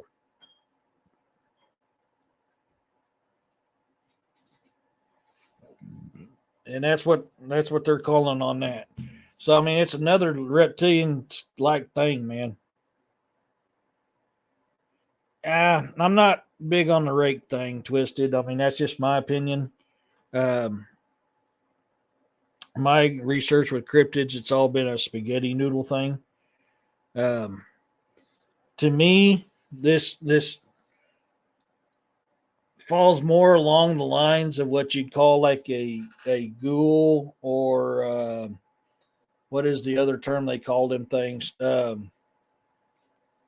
See, a lot of people think ghouls are strictly the Middle East. There's stories of World War II in no man's land of ghouls eating bodies, the dead bodies in no man's land.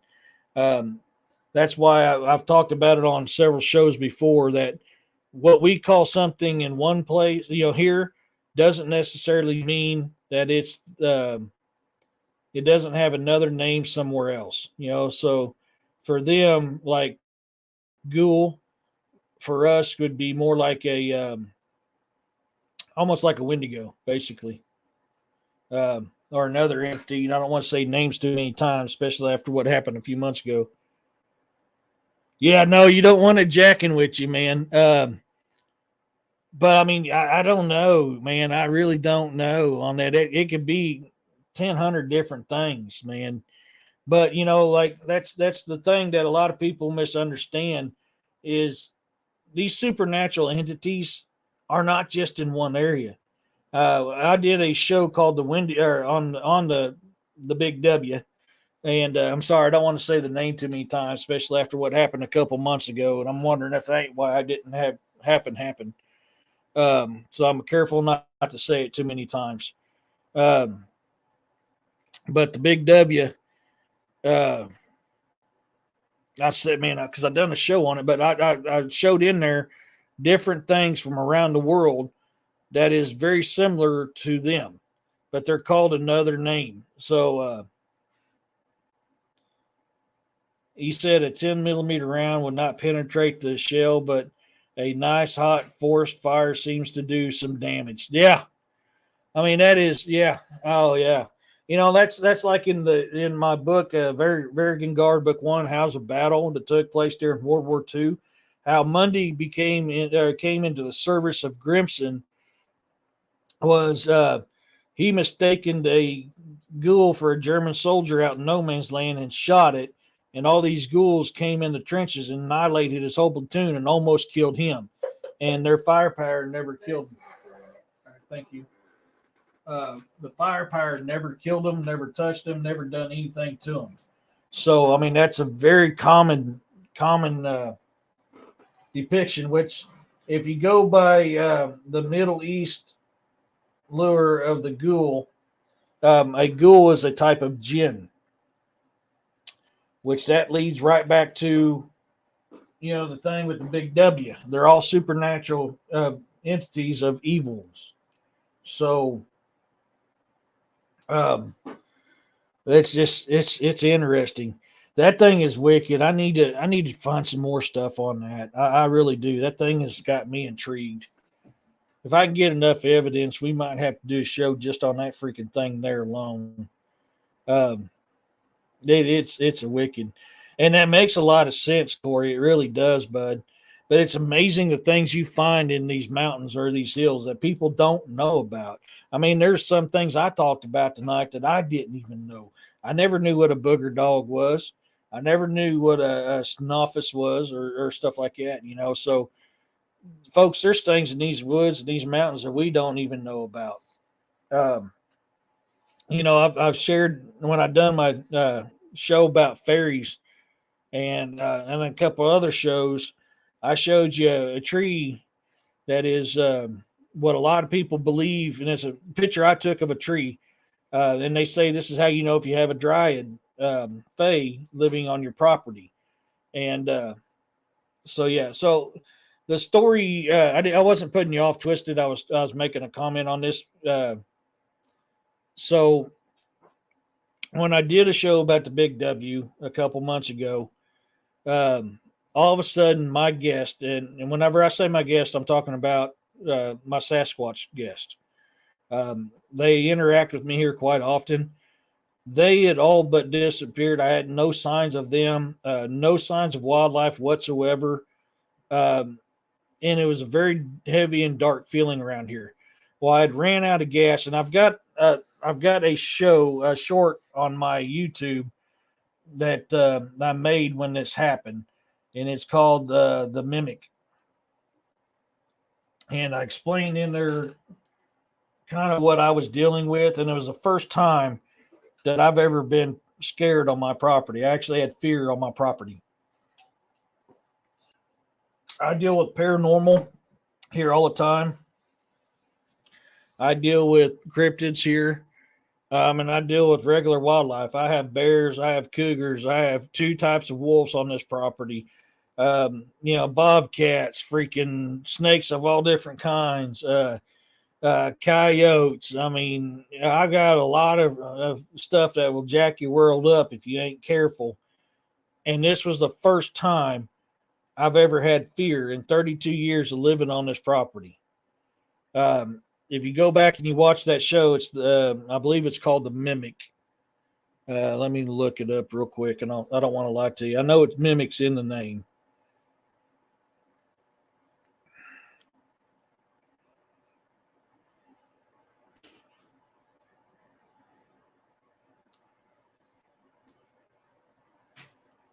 Man, my internet is like so freaking slow right now. It's not even funny.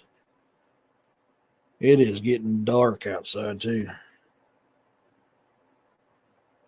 Yeah, that tree photo is definitely awesome. This guy has worked large mining operation security all over the world. Yeah, I guarantee he's got a lot of stuff he can talk about that he's seen. Um, Man, this is being like super slow, guys. Twisted.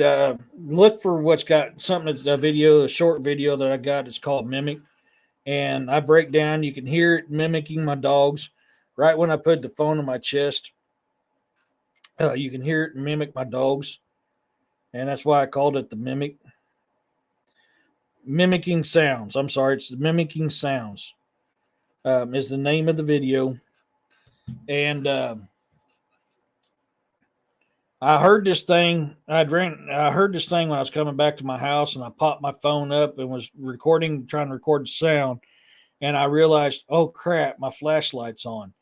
So right when I put the phone to my chest to hide the light, I heard it mimic once, and it realized it was there, and I quit. And it followed me. It tormented me. It done some weird stuff. But in the video, I go over everything that happened that night. And it even scared the hell out of the roadside service guy that came out to bring gas to my truck.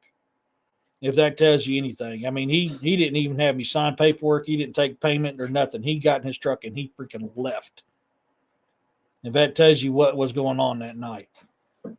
It was the only time in 32 years I've ever had fear on this property.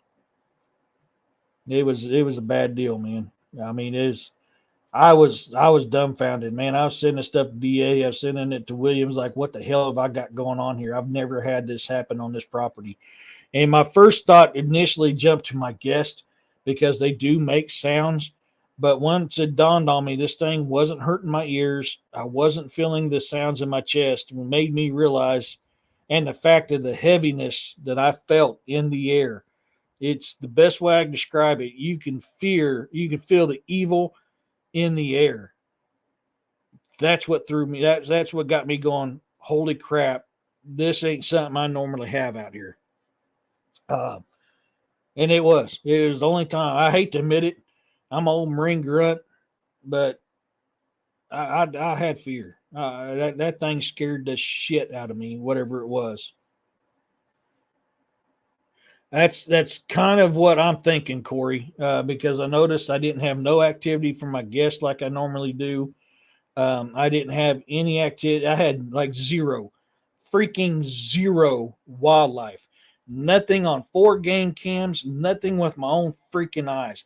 Zero wildlife experiences on my property. And my property has tons of wildlife on it.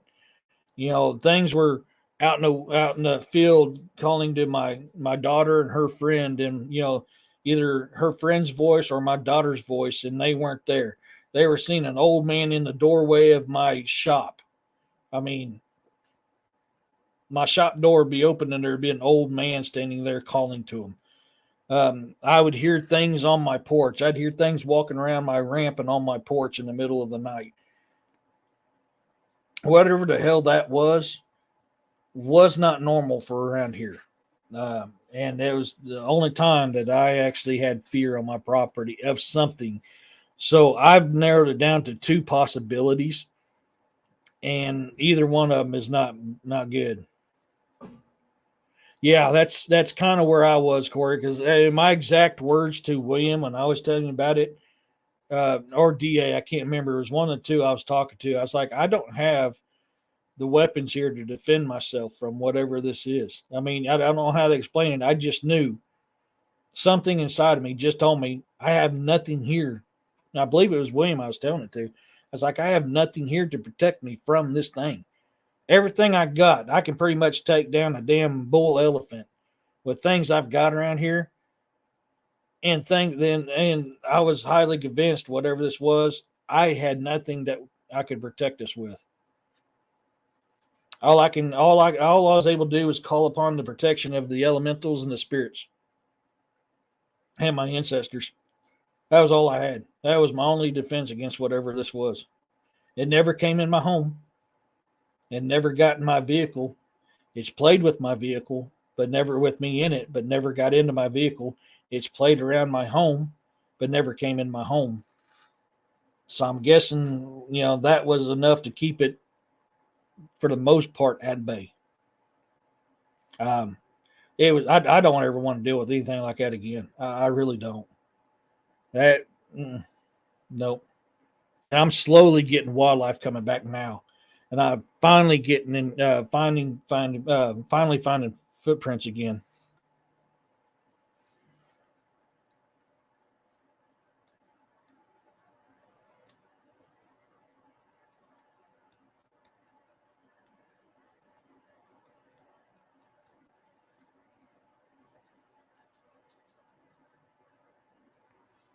Hold on, guys. Yes.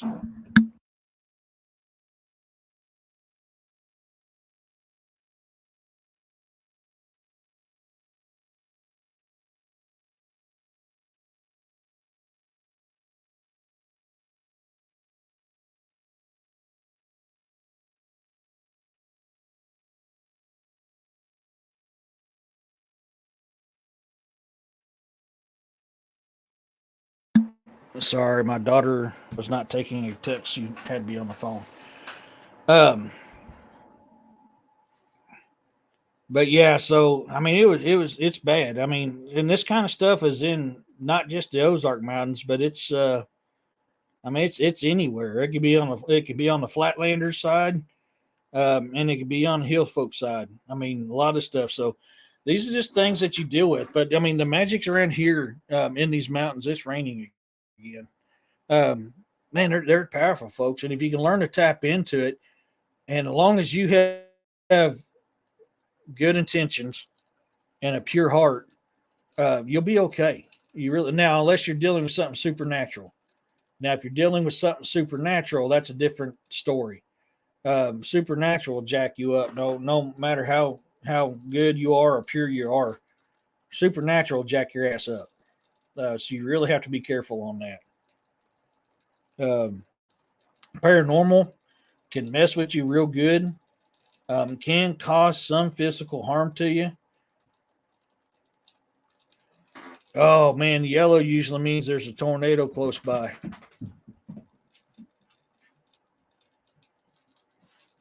Um,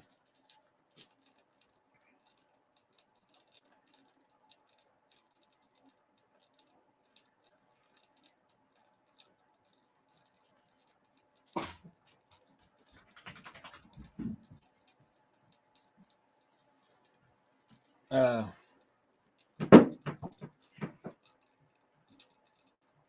no,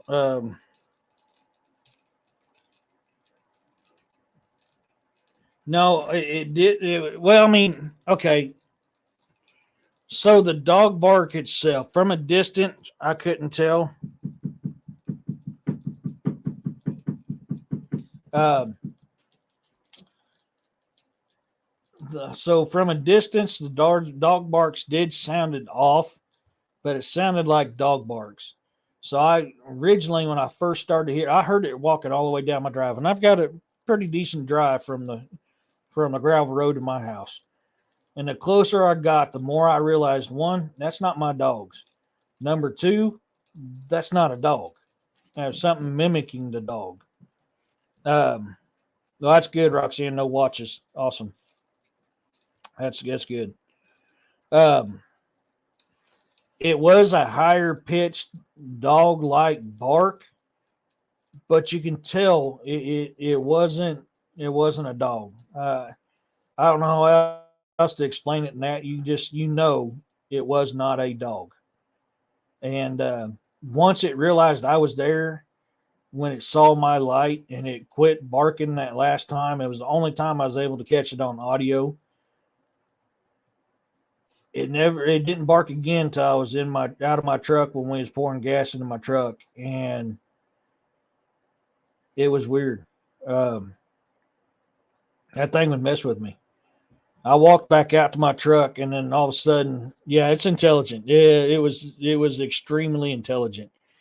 I literally, my center drive to the right of it, next to my shop, is where I have my pop-up camper parked. I heard something scraping on top of my pop-up camper. Took my light, shined it over real quick, and I couldn't see nothing. Then I heard something in the treetops to the other side of me, and I, bam, popped my lights up again and looked. Nothing was in them treetops. And then I got out to my truck, and man, by then I was like, okay, screw this crap. Grabbed my hog leg. I took it off a safe, and that thing stayed right in my lap. I would not let go of it. And I'd hear what sounded like limbs scraping the sides and the front and the rear of my truck. But there was no limbs. I looked. There was no limbs to be seen. And the closest tree was 6 foot away, and it was a small cedar. So there was no way limbs were scraping all sides of my truck. And then the headlights came, and I was like, man, I hope this is the roadside guy. And it was. And while we were sitting there putting gas in, I thought I heard a faint knock, couple knocks. And I looked down to where it was, down that valley, where just a little bit before he got there, I heard that bark mimic again. So, I mean, I was on edge because I'm watching that area. It's like, dude, that thing is down here in this valley in front of me. And it's no more than 100 yards in front of me. And it only done that dog mimic bark once. So I'm already watching that. And he shows up. We're getting the gas in. I thought I heard the knock. And he goes, man, I thought I heard that too. And all of a sudden he heard one closer and louder. He freaked out. And I by that time, because I had my pistol hidden because I didn't know how he felt. And I was like, I don't give it two craps how he feels right now. I pulled that thing out and kept it down to my side. He goes, man, I'm running my truck, grab my pistol. He ran back to his truck, grabbed his pistol. He kept it on him. He finished pouring that gas into my truck. And he goes, I'm out here, dude. You got an effing Bigfoot, and I'm out of here. I said, dude, I know I got them. I said, this ain't them. This is something different. And he was gone. He didn't take the $15 payment. I didn't do no paperwork. He got in his damn car and our truck, and he left. He was not hanging around. And I got in my truck. I went to the house, backed it into the drive, came inside, and left my front porch lights on. For about a week, I kept my front porch lights on. And we're having all sorts of weird, people saying names and voices that we know and crap like that all around here. He wasn't sticking around for me to get his number, Corey. He was gone. There was no hi, bye, thank you, good luck, or nothing. He's like, I am freaking gone. He threw his gas can in the back truck, hopped in it, and sped backwards real quick, backed in, turned around, and driving was gone. He did not stick around. That scared the holy living crap out of him. He thought it was Bigfoot, and I said, buddy, I know I've got Bigfoot here, but I said, this ain't Bigfoot. This is something else. And he was gone. He would not stick around, never nothing. So, I mean, it was good enough that whenever he did that, that's when I knew that I wasn't smoking something I didn't know about. I had something going on when that happened. Yeah, that's why I said I narrowed it down to two different kinds of entity, and it's possible these entities are the same thing, just known as a different name and different area. And that's the big W or the ghoul. Those are two things that I can figure that I know mimic is the big W and a ghoul.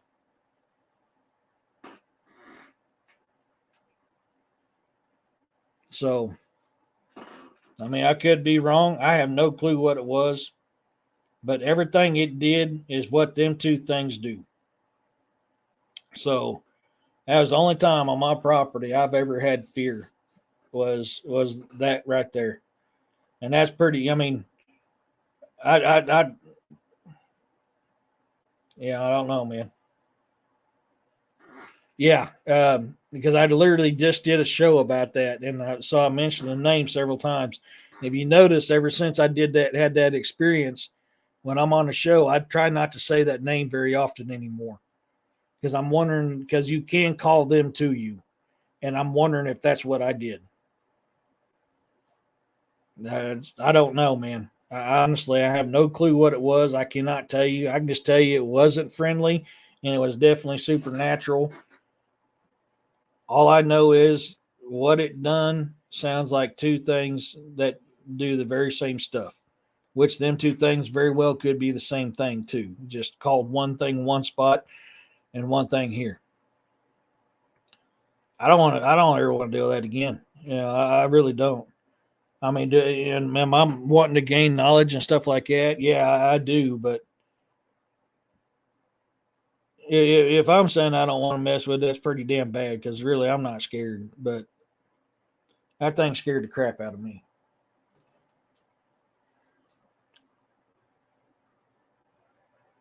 It's yeah, man. I don't know. I just never want to. I just don't want to do with it again, dude. I really don't. Now I'm sitting here watching out here nonstop now, talking about this. Freaking got me all jacked up again. Moving on here. No, that's the kind of stuff you deal with in these mountains, though, folks. That you got to realize there's things out there that is pleasant. There's things out there that's not pleasant. I really, it really isn't, man. You have to be careful. Generally, I know what's in my woods, and I know the relationship we have. There's a lot of times I won't carry a gun out in my woods. I'll always have at least a knife on me. Don't get me wrong, but I've lived with these things for 32 years now. I'm not so naive to think that we're best friends and we're going to sit by the campfire singing "Kumbaya," because you can always get that one that ain't. Do I carry more in the woods than I used to? Yes, I do. I carried today. I had my hog leg on me today. Um, but I've ran these woods at night for 32 years. I can go out in these woods and it can be pitch black, and I can get my way home. I know how to get home in my woods in the pitch black darkness where you can't see your hand in front of your face. I can find my way home in my woods. Thank you, Twisted. Yeah, that that that was probably the absolute worst encounter I've ever had out here, Melissa. Hands down, the worst encounter. And I've said this times before. My guests have sent me feelings telling me I don't need to be in the woods, and I will generally listen to that unless I absolutely have to go out in the woods. Then I'm packing my boomstick and my hog leg and a couple knives. But I go out there, I get my stuff done, and I get the hell out. They don't mess with me. They know that if I'm coming out there after they told me not to, it's because I got a good reason. And I'm not going to hang around there. I'm going to go in there, get what I need to get done, and get the hell out. And I don't spend a second more in the woods than what I need to. I'm in there and I'm out. Bam, bam, wham, bam. Thank you, ma'am. Next. I'll wait until it's okay. Could it be that they're hunting and that's why they don't want me out there? Possibly. Could there be something they don't want me to run into while I'm out there? That's possible too. I mean, for whatever reason it is, they don't want me there during that time. They let me know. I've never seen them that I know of. I've never seen them, but I know they're there. There's this, I don't know how to explain it, folks. I mean, when you know, you know. Yeah, I'm from the show me state, and you show me. I've seen enough evidence all over this state and all over the world that this is the reason why I believe. Uh, so yeah, uh, but I am happy to say I'm starting to get encounters again. They're not back to playing on my tapping on my window or looking through me through the window while I'm watching TV or something, but or while I'm sitting here writing a book. They're not doing that no more like they were. But I'm finding possible new structures and I'm finding some footprints. So that's a good thing. Hopefully they're coming back. Usually, up until my dad left, they usually were here from uh, beginning of fall to late spring. Is about the only time I've ever had a reaction with them, and they always let me know they're here. Usually they sit over here in the woods next to my truck between my drive and the neighbor's field, and they'll go whoop, whoop, whoop, and that lets me know, hey, we're here. They haven't done that lately. In fact, I've seen evidence of them here all year round since I bought the property. And my mom and dad are no longer. My mom. I've talked about that. What happened to mom, and then my dad moved away. I've had that feeling before when in the woods, everything feels good 1 minute, then you get sick feeling in the pit of your stomach, and that ominous feeling, you get the hell out of the area. Yeah, that's a very good way of describing it, Melissa. Yeah. I mean, I don't get sick to say. I feel a little uneasy. Most of mine though is you need to leave and not be here right now. And they know you're coming to the woods before you know you're coming to the woods. With the weather being weird, could that have something to do with it at times? Possibly, man. Yeah. I mean, that is, I can't say no. I really can't. That is a very good possibility of why, oh, yeah, it's possible. Um, definitely, definitely possible.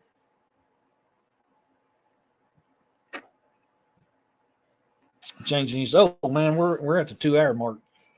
Time flies, man. Time flies. It quit raining again, though. So yeah, I mean that's kind of some stuff. I'll probably have to do a show just on the magic part itself because there's a lot to that. Um, but I wanted to touch on the magic part, and the fae is a big part of it. Big part of the magic in these mountains, along with everything else too. So I mean, probably have to do another show on this and focus probably strictly to the magic of it. But all these creatures that we're finding out here, the paranormal, cryptid, and supernatural, all has a part to do with the magic of the Ozark Mountains. So in order for you to know what you're getting into, you need to know what's out there. And that's kind of what this show was and why it was the magic of the mountains, because there's so much magic and beauty and so many things that you can experience here. It's just, it's mind blowing. And I've been all over the world, folks. I've literally been all over the world. And I've still, the pull to these mountains, so many times I've wanted to leave this state and go somewhere else. So many times people's asked me, man, why don't you just leave? You need to get out of the Ozarks. There ain't nothing for you there. I was like, I can't, dude. Even my daughter's like, why don't you move here? I was like, I can't leave, man. I can't leave this area. I've been all over this world, and the only time I ever got myself centered or feel right is here or Pineville. I'm drawn to these mountains, man. Thank you very much, Twisted. I appreciate that. But yeah, I've got a strong pull to these mountains. I really do. The beauty and the majesty and the mystery and everything tied with it. Yeah, yeah, yeah. And both my drives become Testerman lakes when it rains. Yeah. You go through a lot of lakes. So we're going to start winding down here. Give me a second here. Let me get around here. Couple little things I want to tell you guys. If you guys are not following the Cryptid Huntress, Jessica Jones, on YouTube, highly recommend following her. She is doing an amazing job out there. She's one hell of a researcher and investigator. Follow her at on YouTube at the Cryptid Huntress. If you like DX Machina, you're going to love Robbie Rip Rains' show, What's Really Out There on YouTube. And Robbie's on DX Machina as well. If you're wanting a short story to pass the time real quick, What's Really Out There is where you need to go. And he likes to laugh and call it DX Machina Light. But he's really, really good. If you haven't seen the docu-series that I was in called Byway of Bigfoots, where we're doing a Bigfoot investigations along the Niangua River, which actually runs about a quarter mile from my house, not even that, go to Linda Eastburn's YouTube channel. She does all kinds of interviews, and the Byways of Bigfoot's on there. If you got an encounter that you want to talk about, or you want to hear other people's encounters, come to my show Saturday evenings at 5 o'clock Central Standard Time. And the show is the Campfire Chats with Eric and Guest. This show was created by you. So this show is for you. We started this show when I was doing a live of me editing one of my books that I was working on. And it turned into an encounter show. And we all talked about it. And all the followers here, all my OGs here is like, dude, we need to start this show.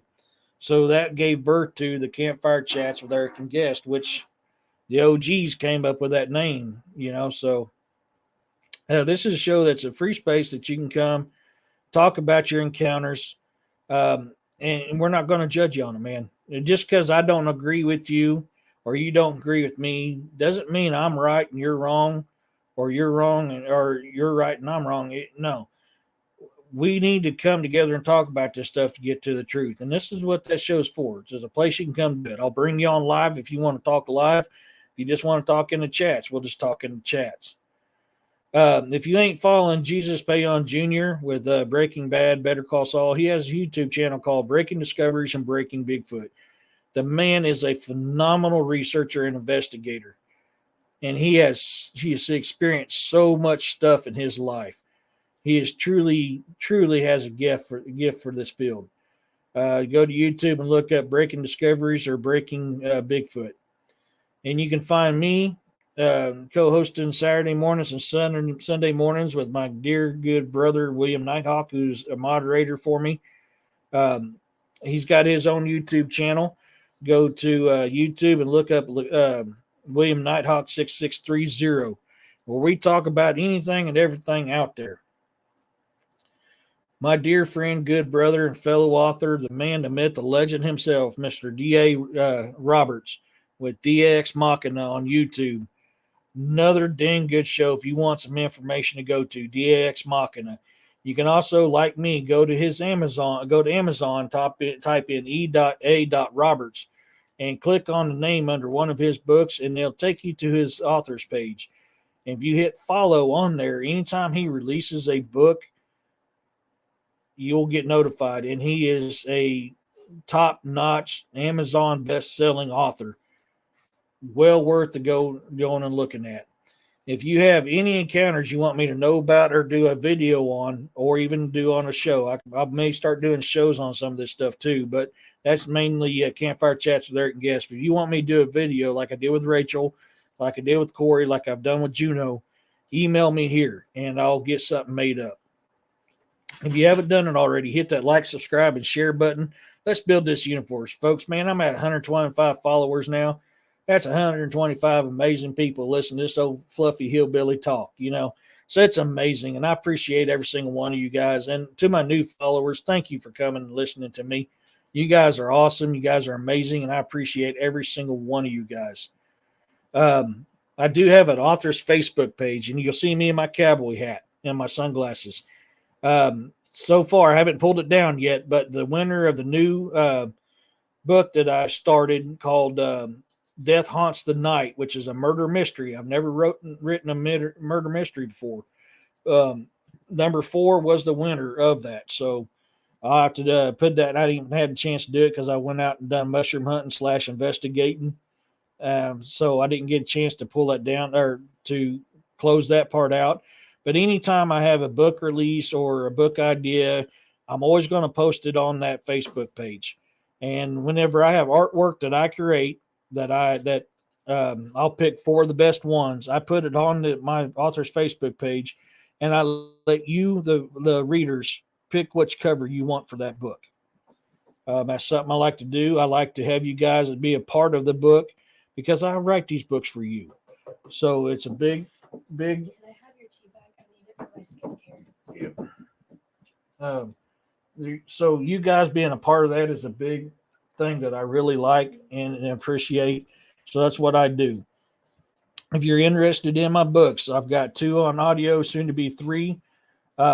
Little side note, I forgot to mention this. I had to fire the producer for the Saga Grimson Book 2 Black Death produced because he was not doing nothing. He was not communicating, way past the deadline with no communication.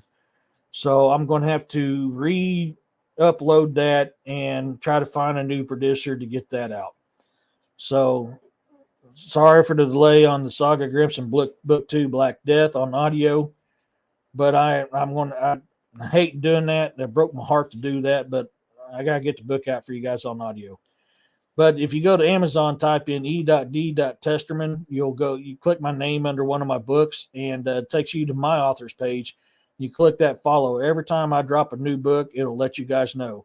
Currently, I have 5 books published. I'm on chapter 6 on another historical fiction that I'm writing called The Two Brothers, War and Turmoil.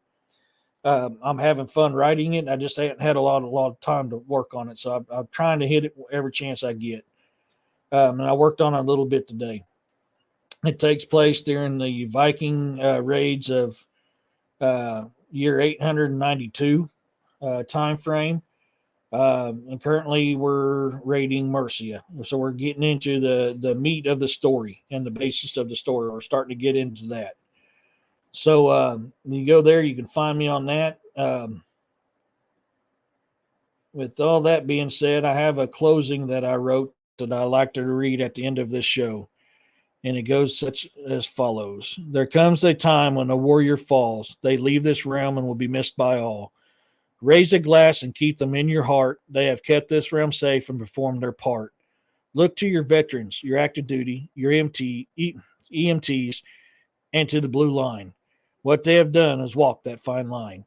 When a demon comes calling on your soul, they will be there to save us all. Hold them in your prayers, for they are deserving. They all have served or are serving. So everybody, thank you so much for coming in and listening to me today. And as always, peace, love, and blessings to you all. And until next time, y'all, stay bizarre and stay unknown. And let's build this universe. Thank you guys so much.